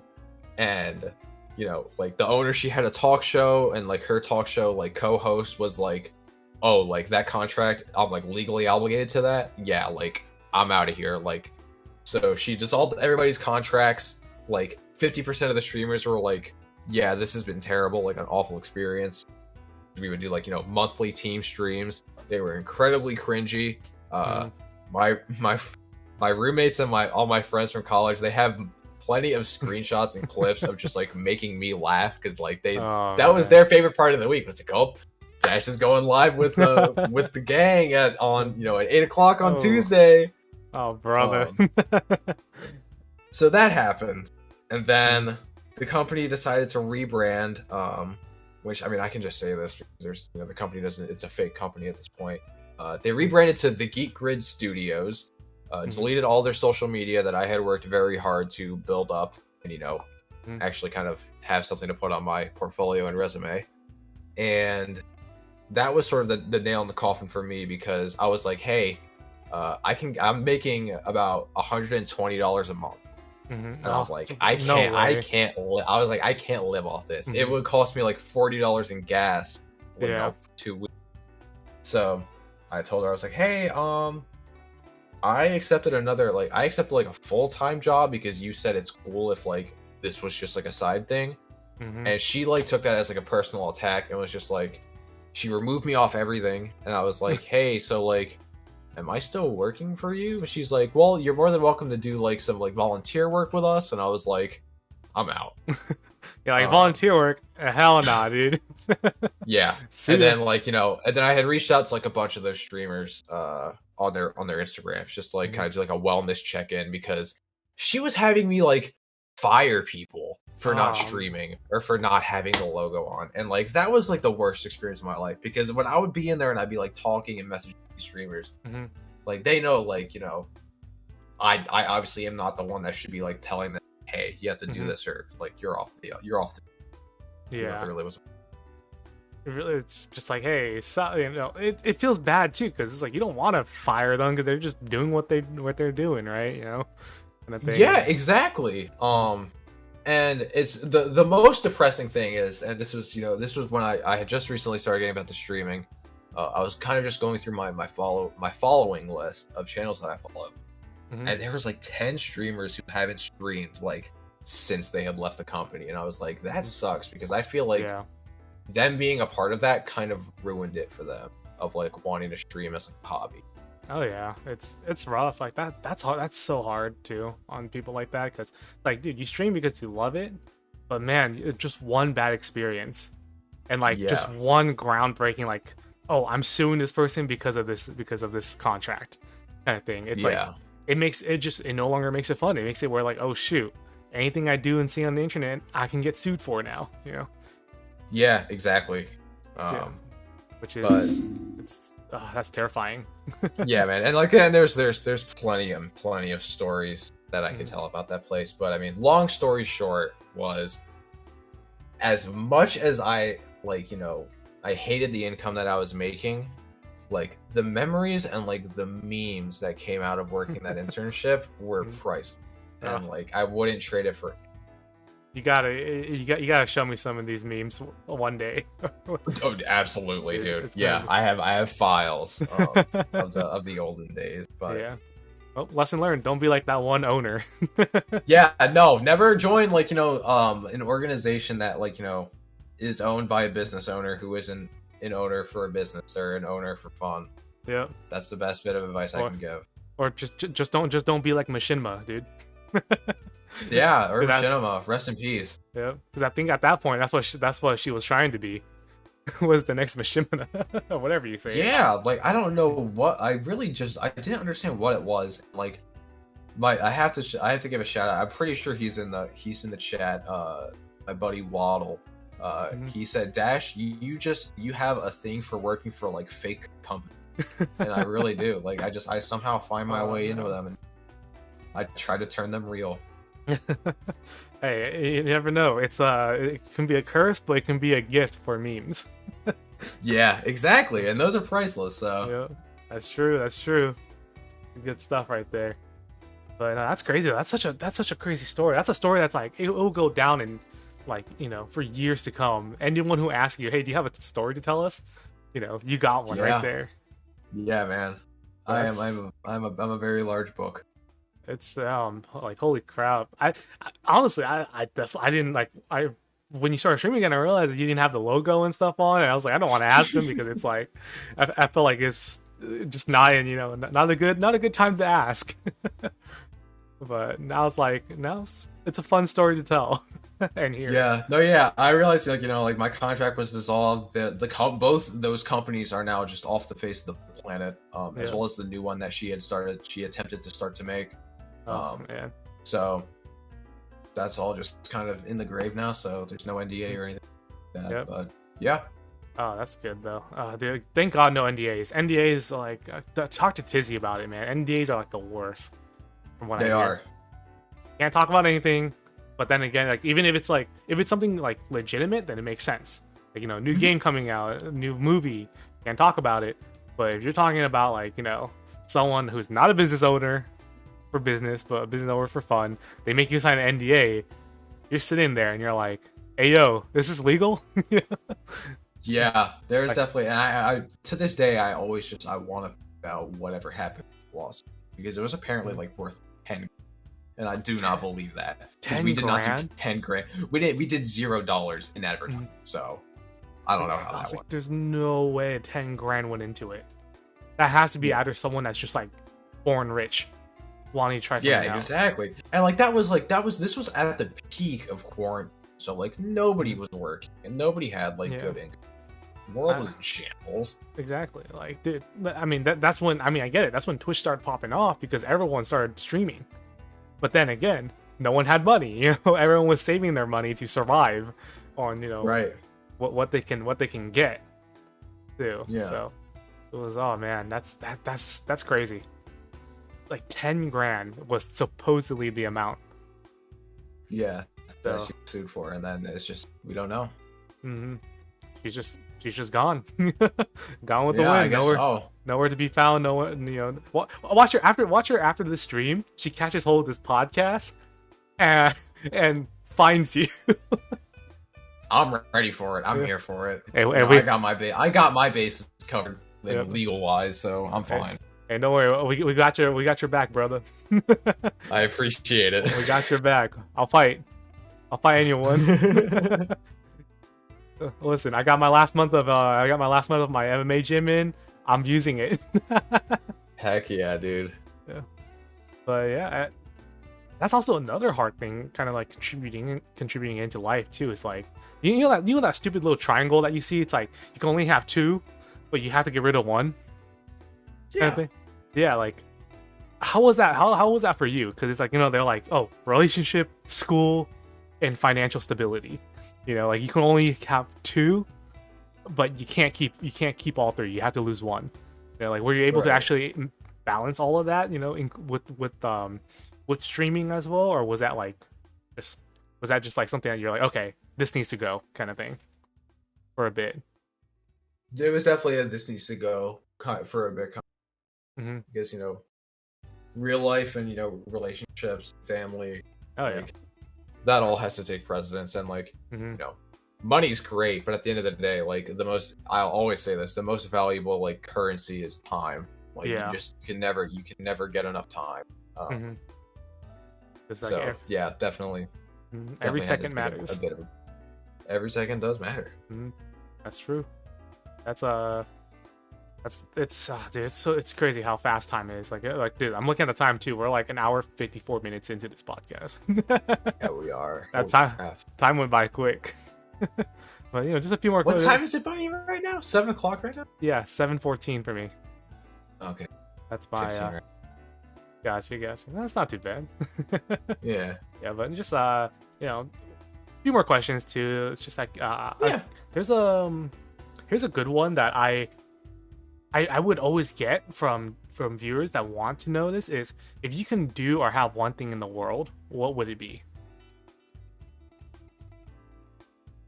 I had an answer for this, and my brain mush. Oh my god. If I could do or have like world, what would it?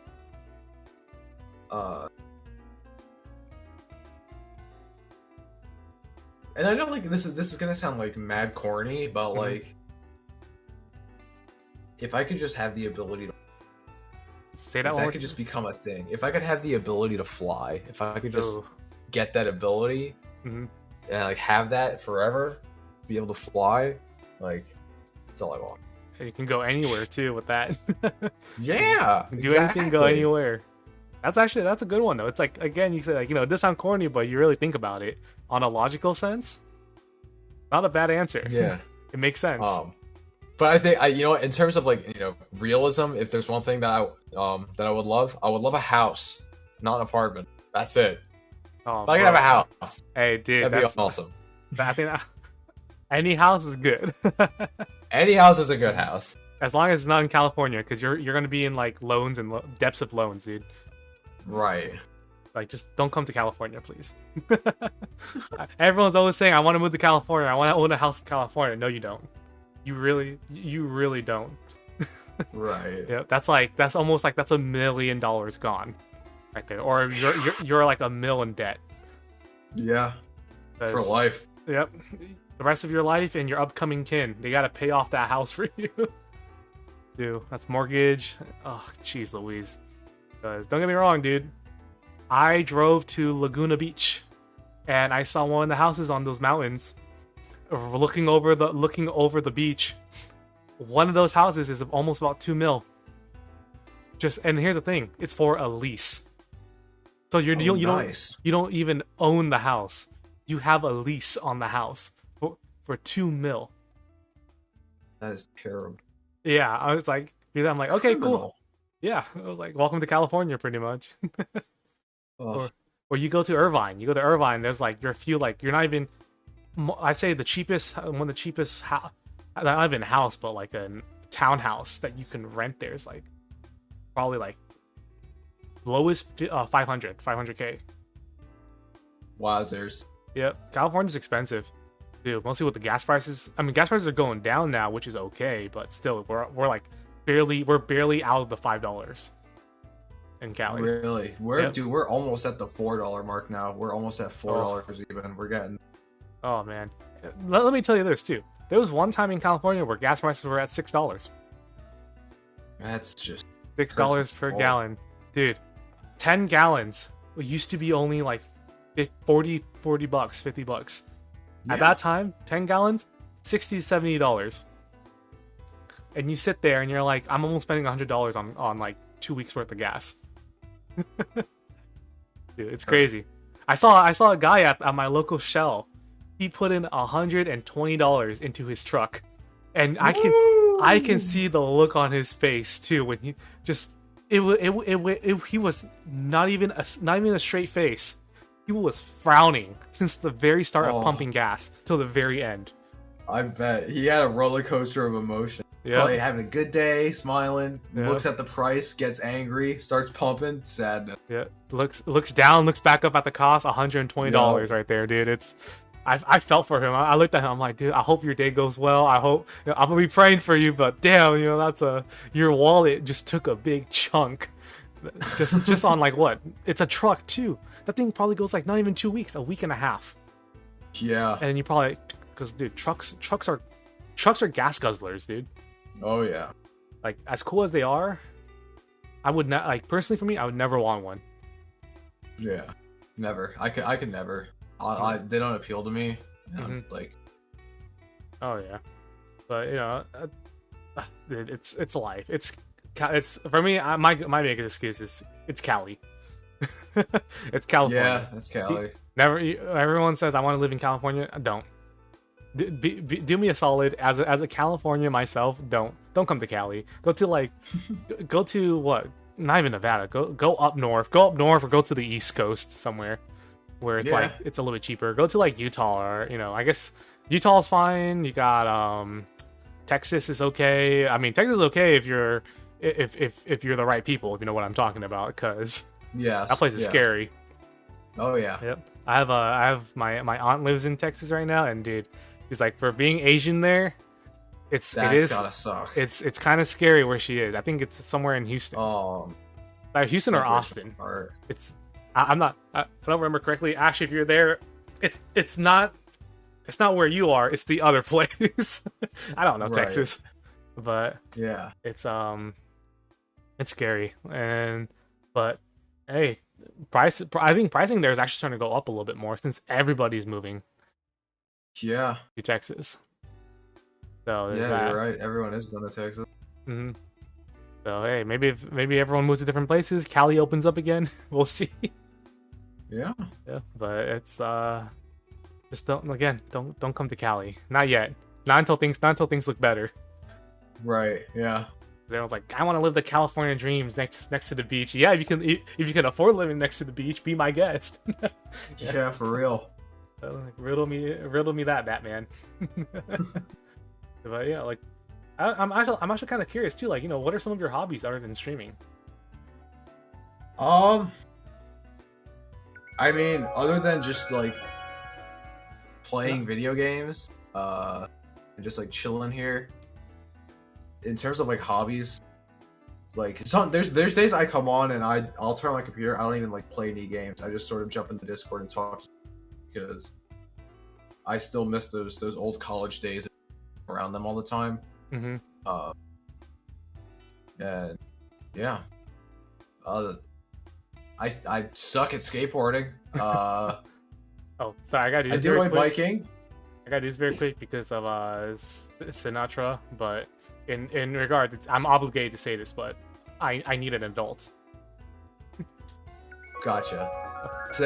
Spoiler alert: Sinatra. That is my best friend Chase, the one that he's the reason that Claire and I are together. Hey, that's a champ right there. It goes down to it.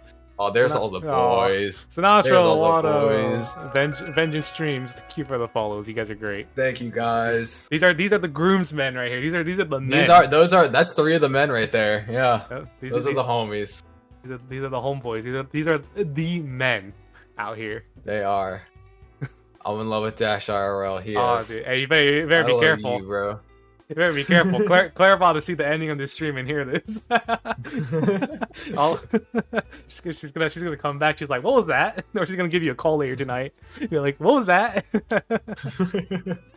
Oh man, but no, thank you guys for following. Appreciate it. But shout out to the man of men's. I can't talk today. YungDashe, the man of men, you. The real one. But yeah, no, that's cool though. I'll be honest. You talk to a guy, you ask him what one of their favorite things to do.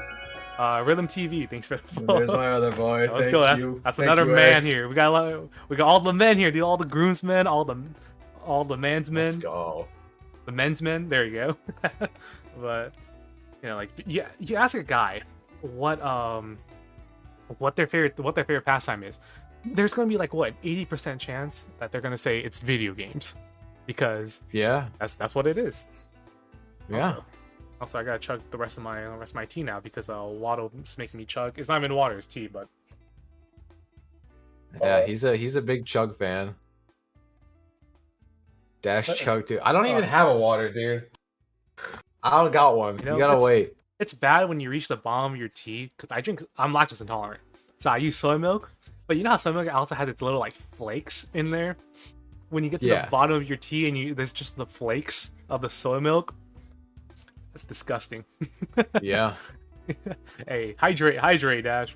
Of course, Dash doesn't have water. That's crazy. Yep, there it is. They're all coming at me. I don't have any water bottles, and I had to go get the Brita. So I promise I'll give you guys a chug. You know what you did have, Dash, though? Geeks for Gaming. Geeks for Gaming, or your group, your old the memes. Oh, which one? We discovered Geeks and the Geek Grid. Yeah, that was what I had.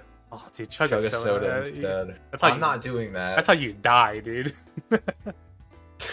that's how you just straight up die. No longer there. Dunzo, be gone.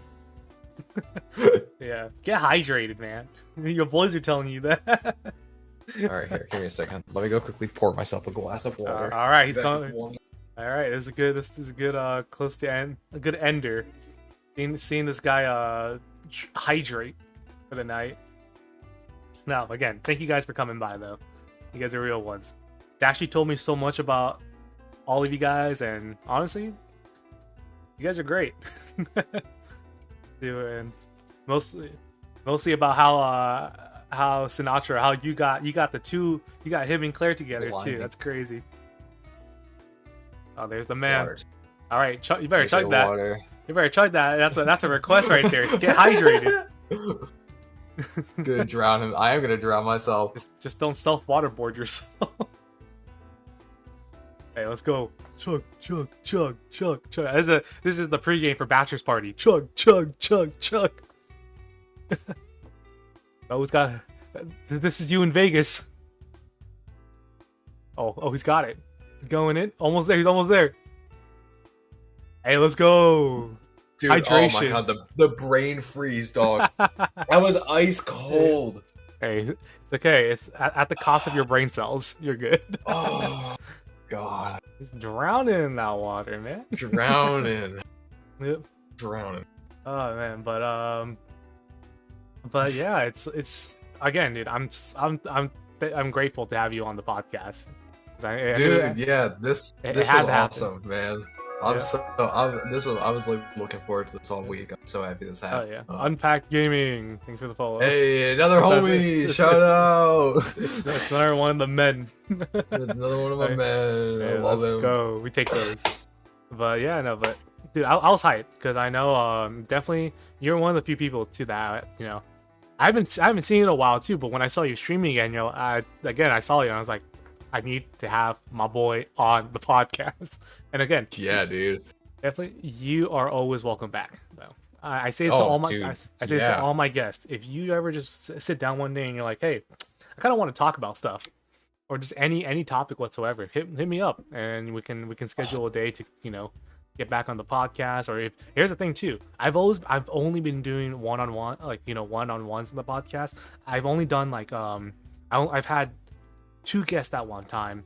But if you ever want to bring in anyone from your group or anyone of your boys and stuff on the podcast, we can make that happen. Awesome. Too. And you guys can talk.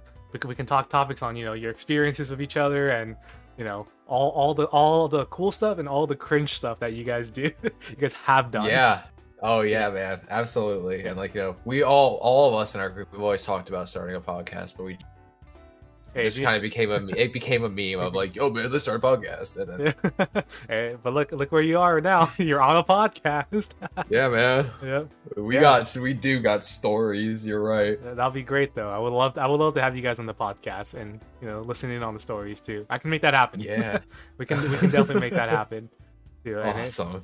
And if you guys ever want to start your own podcast, you need someone to help out with the overlay and stuff, let me know. Because, dude, I'm telling you this. Absolutely, dude. This overlay is incredible, dog. Like, the production quality of your podcast is insane. Canva is a legend.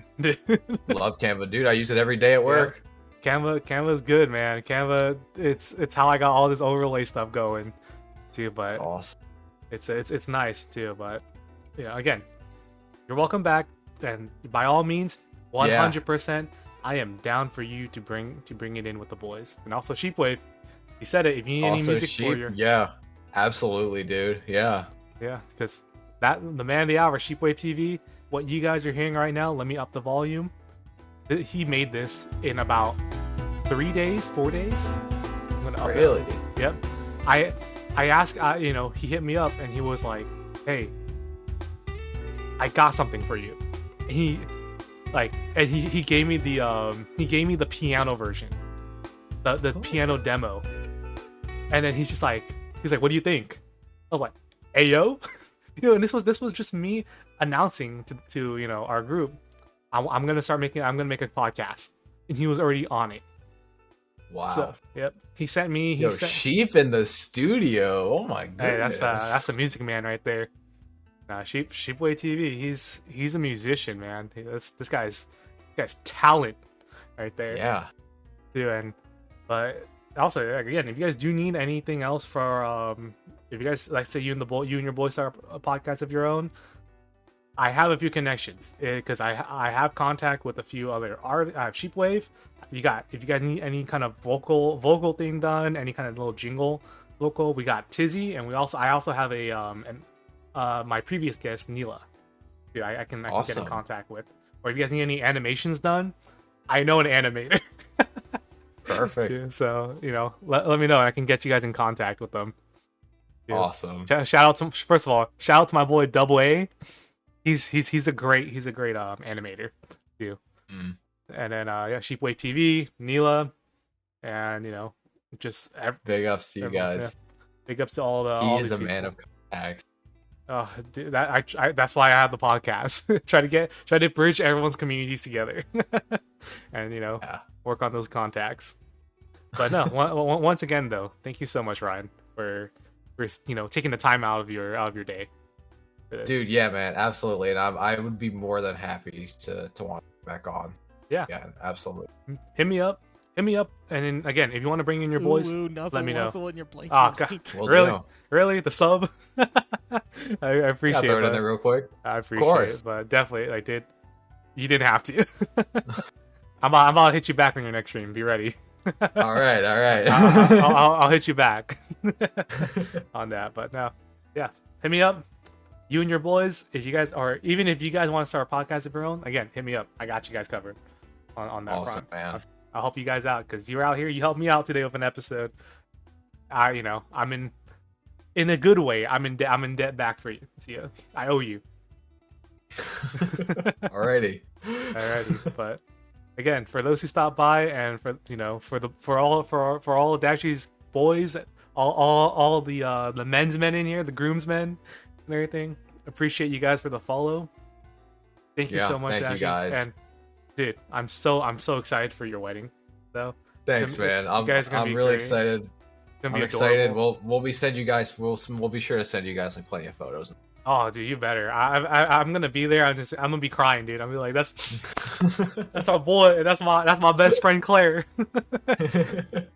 You guys are great. You guys are so great for each other, dude. You guys have like that energy. Like that energy you guys feed off of each other is so good, dude. That's an ideal right there. It's like I say, like there's three people I know right now that I want to have like similar relationships with. It's Ash and Taylor. They go off really well.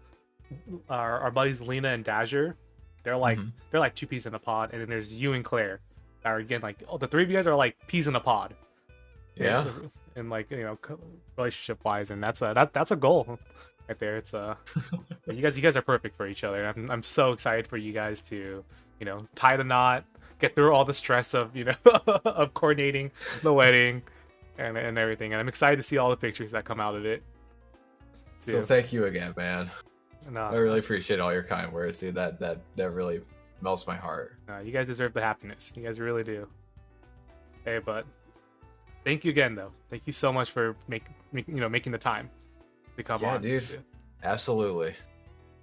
Yeah, and with that being said, that's a good stopping point for the podcast. 2 hours and 13 minutes in, with a great guest, a wonderful friend. And before we go, hey Dash, we always do. I always try doing this thing that Tiz created, the nice to be nice thing, where we go and find someone that we rate. But I always want the guest to choose. So do you have anyone out there that you want us to rate that is currently streaming right now? Any one of your friends or any streamer that you are in contact with or you look up to that is streaming and you want us to go ahead and rate them? Honestly, no. Nobody that is currently live right now. So I think the ball's in your court. All right, because if so, then there is Tales of Taylor streaming right now. He as this moment he is streaming Pokemon Black and White, and he is a shiny hunter. Awesome. And the reason why I want to rate him is, and also to let the chat know, he currently signed up for not affiliate, for partner. So we're gonna try our best to help him out, to help him get that, because he already sent in the application, but we want to keep him at that constant, yeah. point, so he can get it, because he deserves it. But for right now, let's go ahead and start the raid.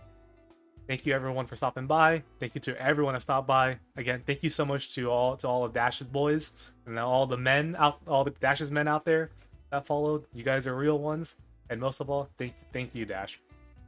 Well, thank you, Ethan, for having me. This was freaking awesome. This is a great way to spend my Saturday.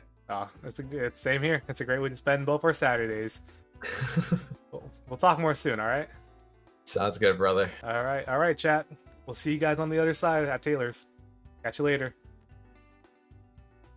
And also, one more thing. Don't forget to stay comfy. Stay comfy, baby.